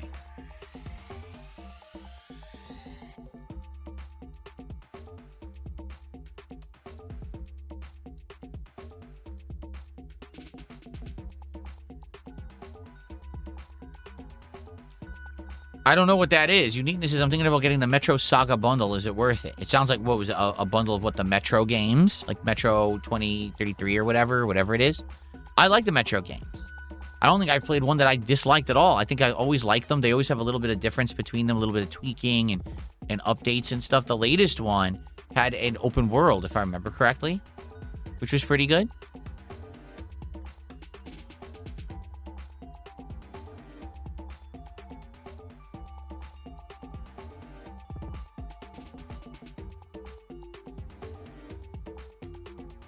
Enjoyer says, did you ever think about doing more TV show or movie reviews this year? There's Mario Galaxy, Mortal Kombat 2, Street Fighter, and Resident Evil.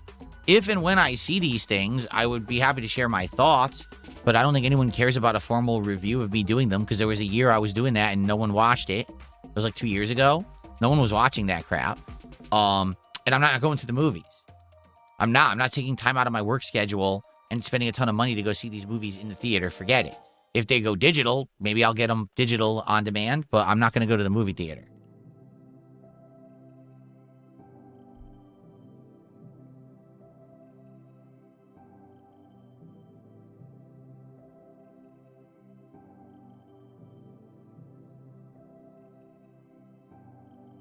What is my biggest goal to achieve this year?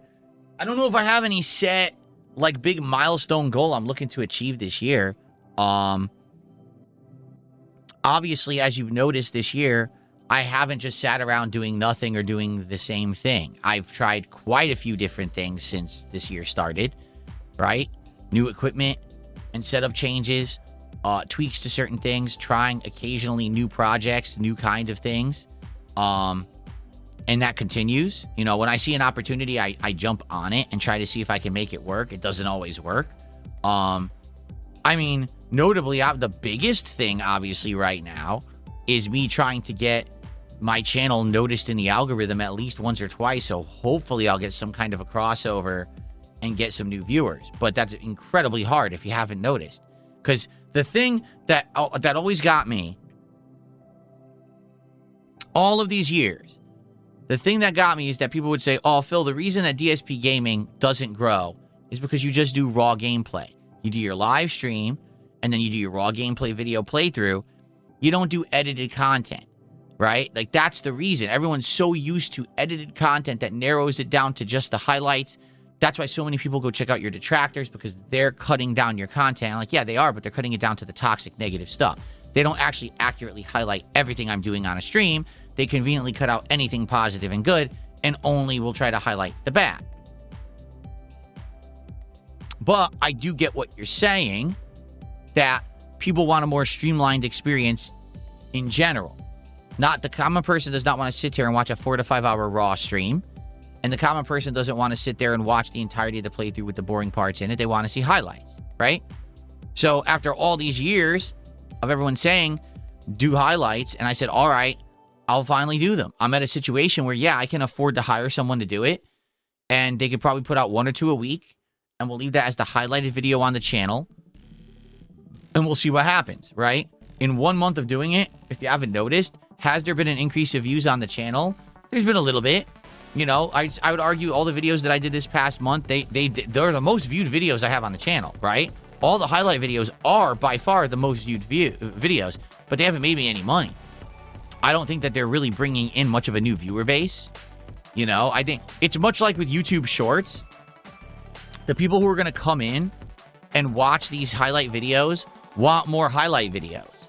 They're not going to come in to watch the highlight video and be like, oh, now I'm going to watch a 5 hour raw live stream. They're going to be like, when's the next highlight?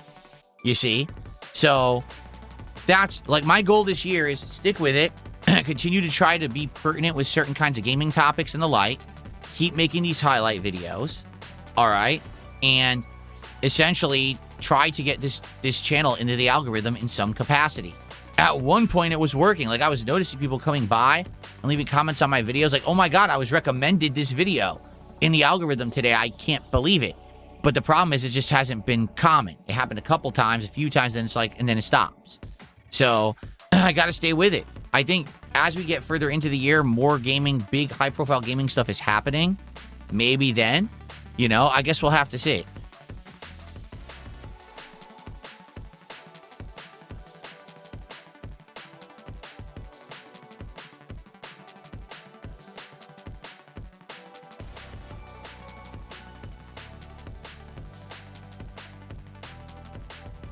Tarantula says, why don't you look at the Steam controller reviews from other channels that did well in the algorithm so you can see what works well nowadays? Well, because you want to know. You ready? Number one, the videos that did the absolute best have nothing to do with the actual Steam controller. They have to do with the fact that it sold out right away and the scalpers got them all. Like, no exaggeration, those are the videos that did numbers. Not videos on the actual Steam controller itself, but the controversy around how the pre-ordering failed, how, you know, Valve kind of dropped the ball, and how scalpers are selling them for $300, $400 on eBay. Those are the videos that did the views. Okay, that's number one. Number two, the other group of videos that did views are people who got the controller early because Valve gave them one early because they're influencers. I'm not that. So I don't have that advantage. I can't get it early, so I get the earlier video and get views. And I don't do a drama video about it either. I made an actual video reviewing the controller. I was never going to have that advantage of the people who actually did numbers.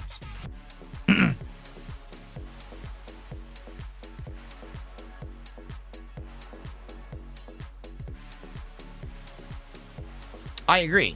Okay, Ivy says, I think you should keep doing random commentary rant videos like the mixtape video. Easy to package and showcases your personality. I agree. I have to try to stay on the trends of what people are talking about, you know, right now in regards to this stuff. If there's new gaming news, I should try to jump on it and cover it and then make a highlight of it. I'm down with that. Right now, there's really nothing. The biggest topic of the weekend was Forza Horizon 6. But like I said, it was basically everyone got it early because they gave it to literally every influencer out there who does any kind of gaming. And the influencers basically spoiled the entirety of the game for the internet, including all the big surprises and silly things. And basically the game's been memed to death. there's not much I could really do with that for content. You know what I'm saying? Like, all I could have done is gone on Twitter and shown you the game. Big deal.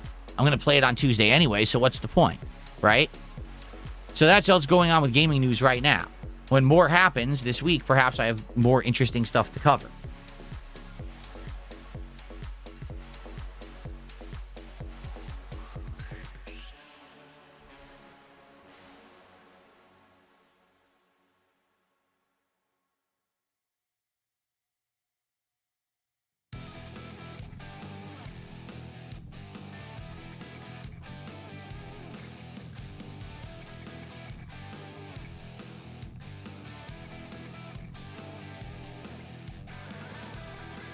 Super Bonchon, shut up. That's all I'm going to say.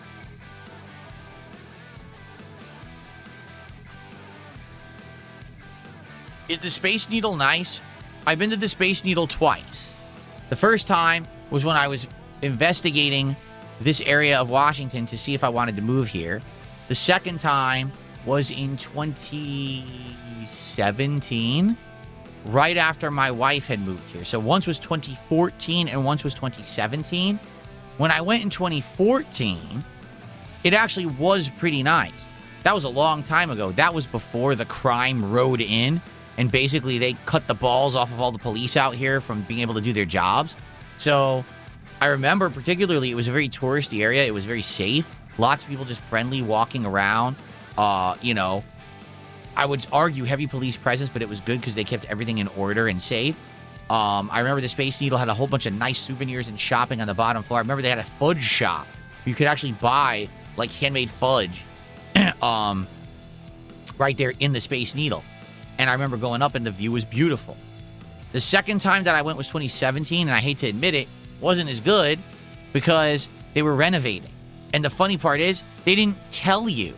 So you go there, you buy the tickets, you go up, half the Space Needle was closed. I was like, you didn't tell anyone you were renovating? You just charged full price and acted like it was normal business? So I actually wasn't able to see the entirety of the Space Needle. It was only like half of it. And on top of that, the fudge shop had closed. So I couldn't buy fudge. So it was a double whammy of disappointment. That's right. But then again, that was 9 years ago, so who knows what the Space Needle is like today? It's probably horrendous. From what I understand, yeah, a lot of the touristy areas of Seattle have gotten really bad for crime and stuff. So if you have a relative going there, tell them to be very careful.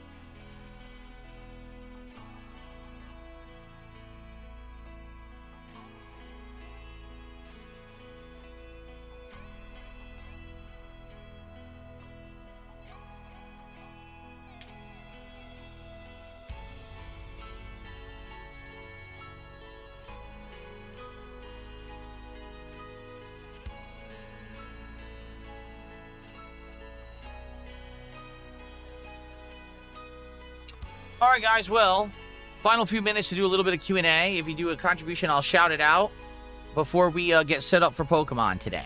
Okay? What do you guys want to chat about for the end here?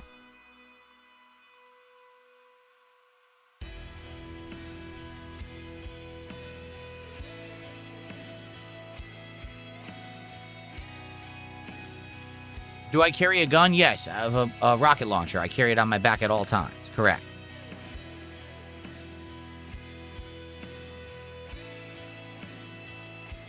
I agree. I'm not even kidding you. When I moved here in 2014, Seattle was amazing. Seattle was a really nice town. Everyone was nice. There was almost no crime at all. Everyone was super friendly. Walking was nice and safe. And like I remember that whole downtown area. So you have the Pop Culture Museum, the Pacific Science Center, the tram that takes you from them into downtown for a ton of shopping and dining. And then you could go right over to the Space Needle area. And then you could just walk a few blocks away from the Space Needle and you're down at the Pike Place Market, which is a whole bunch of awesome shops and dining. And the aquarium is down there on the waterfront and the ferry. And that's the giant Ivar's restaurant that has tons of food and stuff.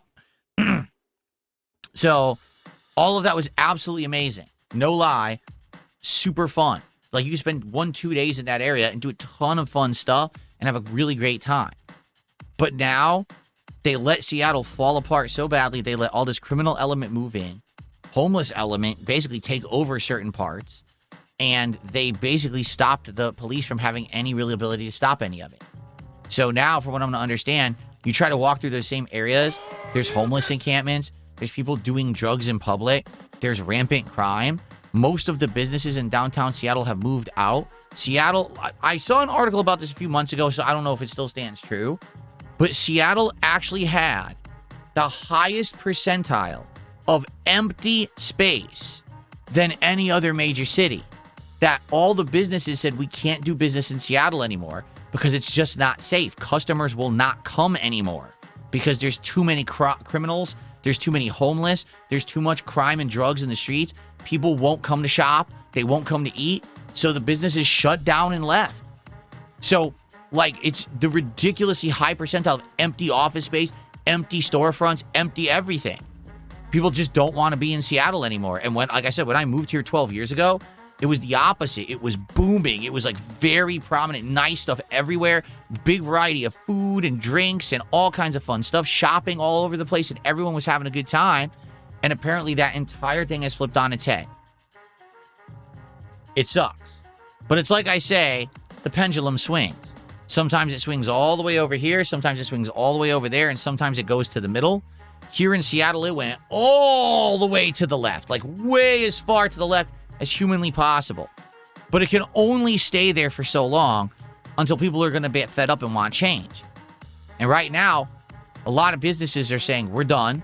We're just not going to try anymore. There's no point. And they're leaving.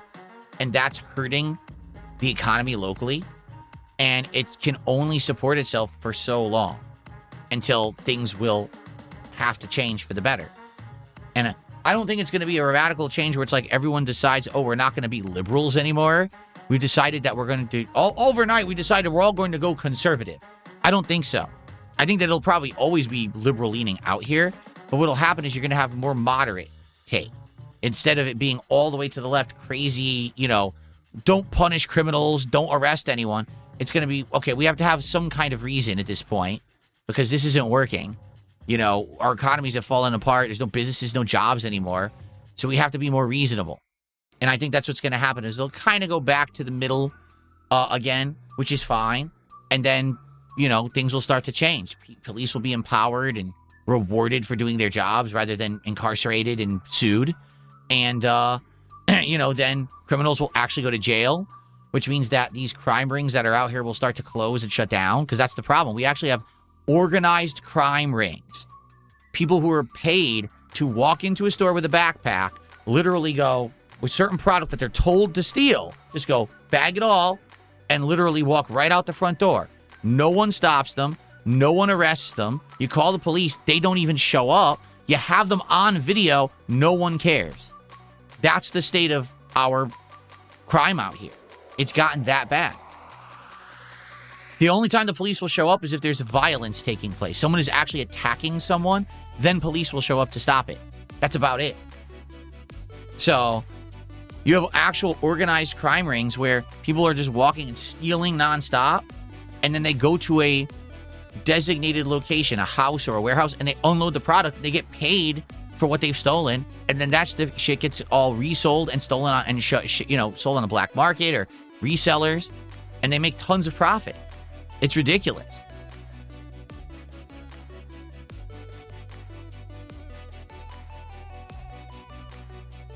No, these people get away with it. That's the point I'm making. These people get away with it, and then they'll get, if they do happen to get arrested, like let's say they do something stupid and they get violent and they get arrested, they just get released. They'll just, they're out. Within a day, they're out. They're not even incarcerated for more than like a few hours. They'll release them. So we have people who've been arrested 10, 20, 30, 40 times. They're just on the street still doing the same thing. Because if there's no consequence for the action, why would they stop the action? The mayor of Seattle outright said she wants to stop any kind of prosecution for drug offenses. Now, I guess the exception would be if you're like a major drug dealer, but anyone who has any level of drug offense for use or possession, that's not a crime anymore. Just slap on the wrist, toss them right back out. Hopefully they go to some kind of counseling or rehabilitation. Just throw them right back out onto the streets. Fine. That's what she said. That's what she wants to do.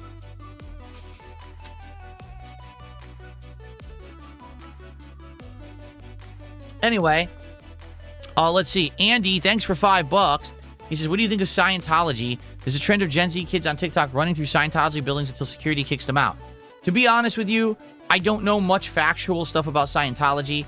I know the same memes and shit that everyone have heard on the internet, that essentially it's a cult. It's not really a religion, that it's only for the ultra wealthy. It's meant to basically be a scam, but that the people who are in it and ingrained in it get a lot of power as a result, and therefore they try to control it and protect it. But I don't know. I don't know anything about Scientology. I've never really had anything to do with it, you know?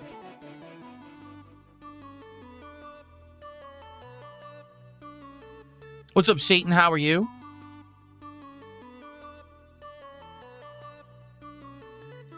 Is this the quartering podcast?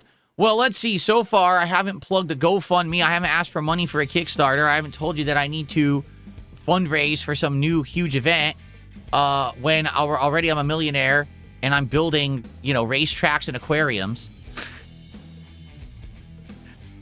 I'm not grifting and pretend, acting like I'm some kind of an ultra Christian, right? I certainly haven't pushed any of that kind of narrative, right? So I don't know if we could say it's that bad.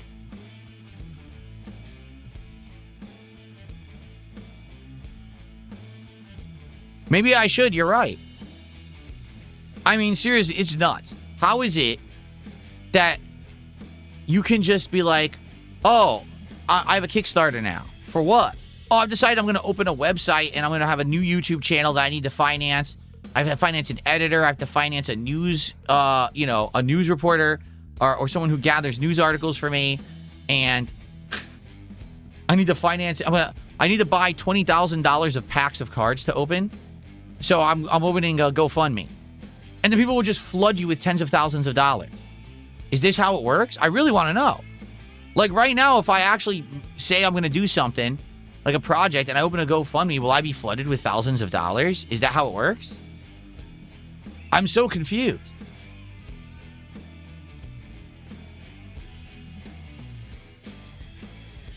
Maybe I should try it. I will say this. I know that recently we've been talking about things like, like opening card packs, Pokemon cards, right? I'm not even kidding. I just noticed for the first time ever that my local grocery store has a Pokemon machine in it. And I walked up to the machine, and of course, the entire machine was empty. Like there was nothing in it at all. No, not a single pack of cards, no boxes, no sets. It was all completely sold out. But the weird part was, okay, I was looking at the prices, and I was like,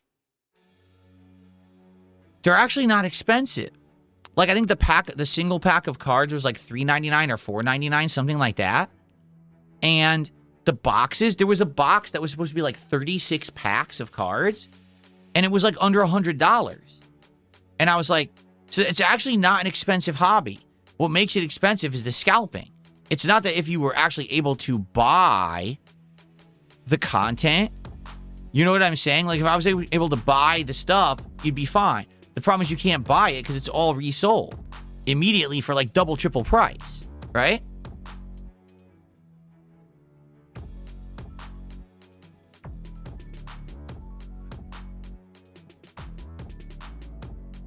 Yeah. Like if there was actually access to the normal priced stuff, it might be a viable thing to do for stream content. Like I play Pokemon a lot. You guys like Pokemon. So maybe every Pokemon stream, we open up some packs of cards or something. Or maybe there's a trigger. Something happens in a Pokemon stream. It's like, oh, let's open cards now or something, right? Like, I think that would be fun. And you got an element of, suspense and build up. Hey, can I open a pack and we'll have something good in that pack or something like that? But it's like impossible to get the cards. Right? It's impossible to buy them anywhere. You just can't get them. They're scalped to shit.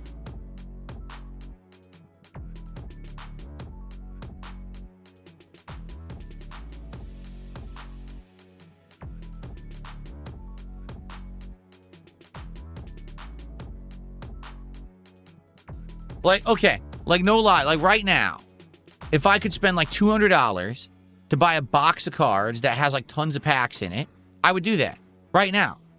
But you can't, right? The boxes are selling for like $500 to $1,000, correct?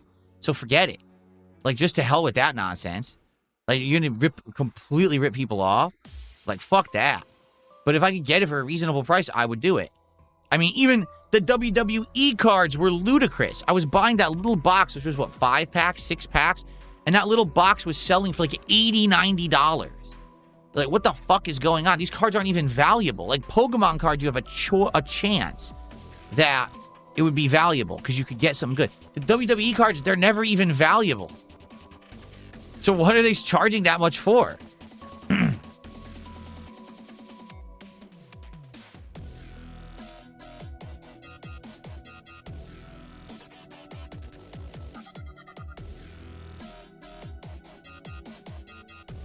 You can find booster boxes for $200 to $300. What does that mean, and where do you get those?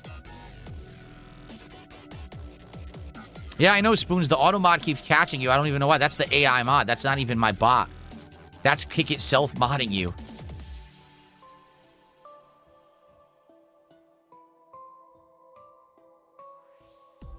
Uniqueness, I don't know what you mean. How could a major game company focus on an indie game? If it's being made by a major game company, then it's not indie. So I don't know what you're trying to say.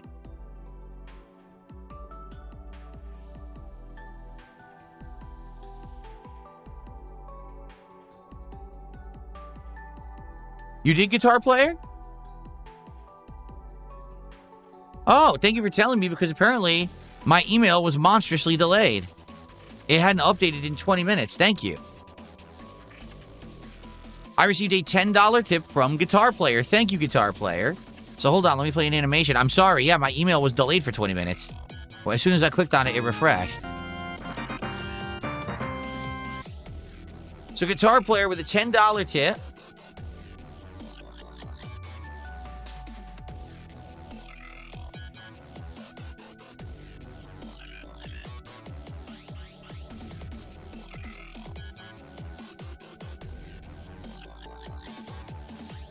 Says, I would like you to look at a Henry Stickmin collection on Steam, a game full of game references and memes.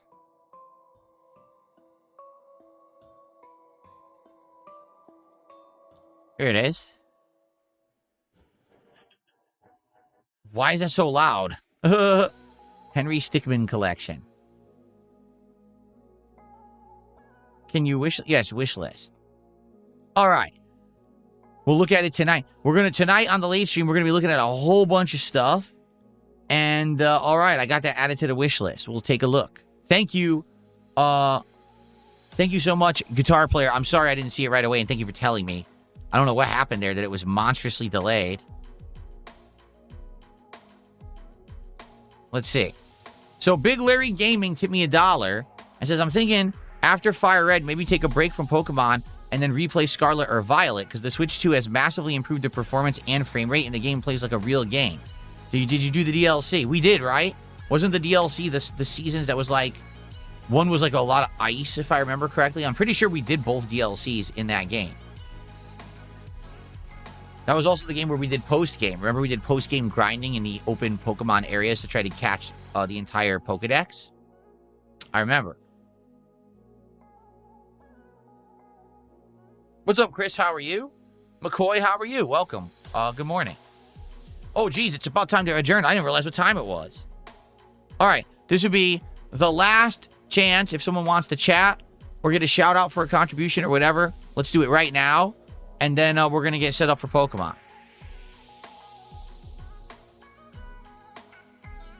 Elder One, yes, YouTube will always auto-recommend junk. Just ignore those auto-recommendations. When you watch my content, it usually suggests my detractor content, and those people are just unhinged nutjobs. What's up, Faded Shadow? A Hat in Time sounds familiar. I think we've looked at that one before. I'm pretty sure we did. Yeah, I'm pretty sure that we did.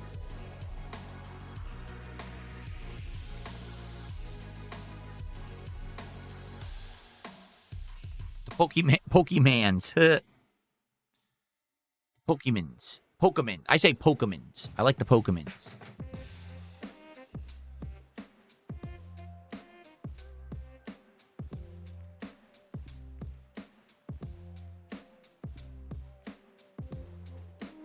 We've already talked about the Street Fighter movie, Daddy Big Bucks. What are you talking about? We have talked about this movie. I've reacted to the trailer. Like, what else do you want me to say?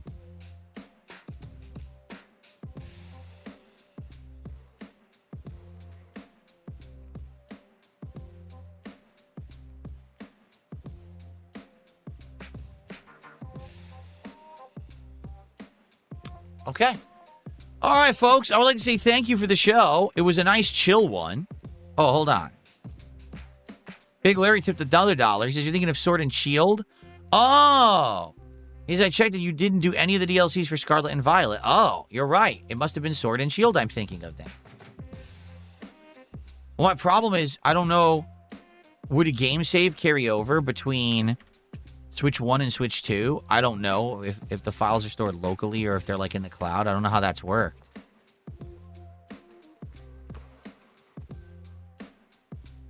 Check out, someone tipped $2 to check out Replaced. It was an indie game from like 2021, but it got massively delayed because of the Ukrainian war. Replaced.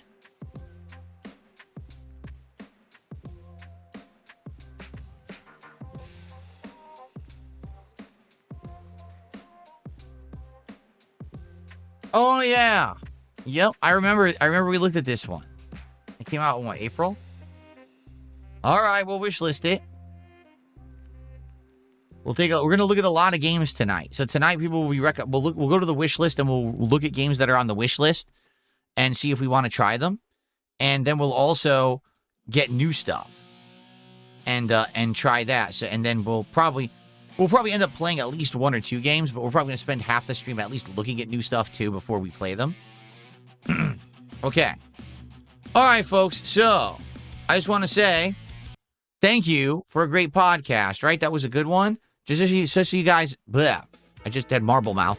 Just so you guys know, there will not be a podcast again until probably Wednesday at the earliest. Only exception would be if there's really a reason for it, like if there's big news going on or whatever, then we'll probably do a podcast to talk about it. But in the meantime, there'll definitely be a couple of fun DSP morning shows. So at the earliest, I'll see you Wednesday back here. But thank you for a great show. Always good when we have a lot to talk about and get caught up on, different topics to discuss, and have a good time with. Thank you for watching the Level 1 Podcast. See you soon. Bye-bye.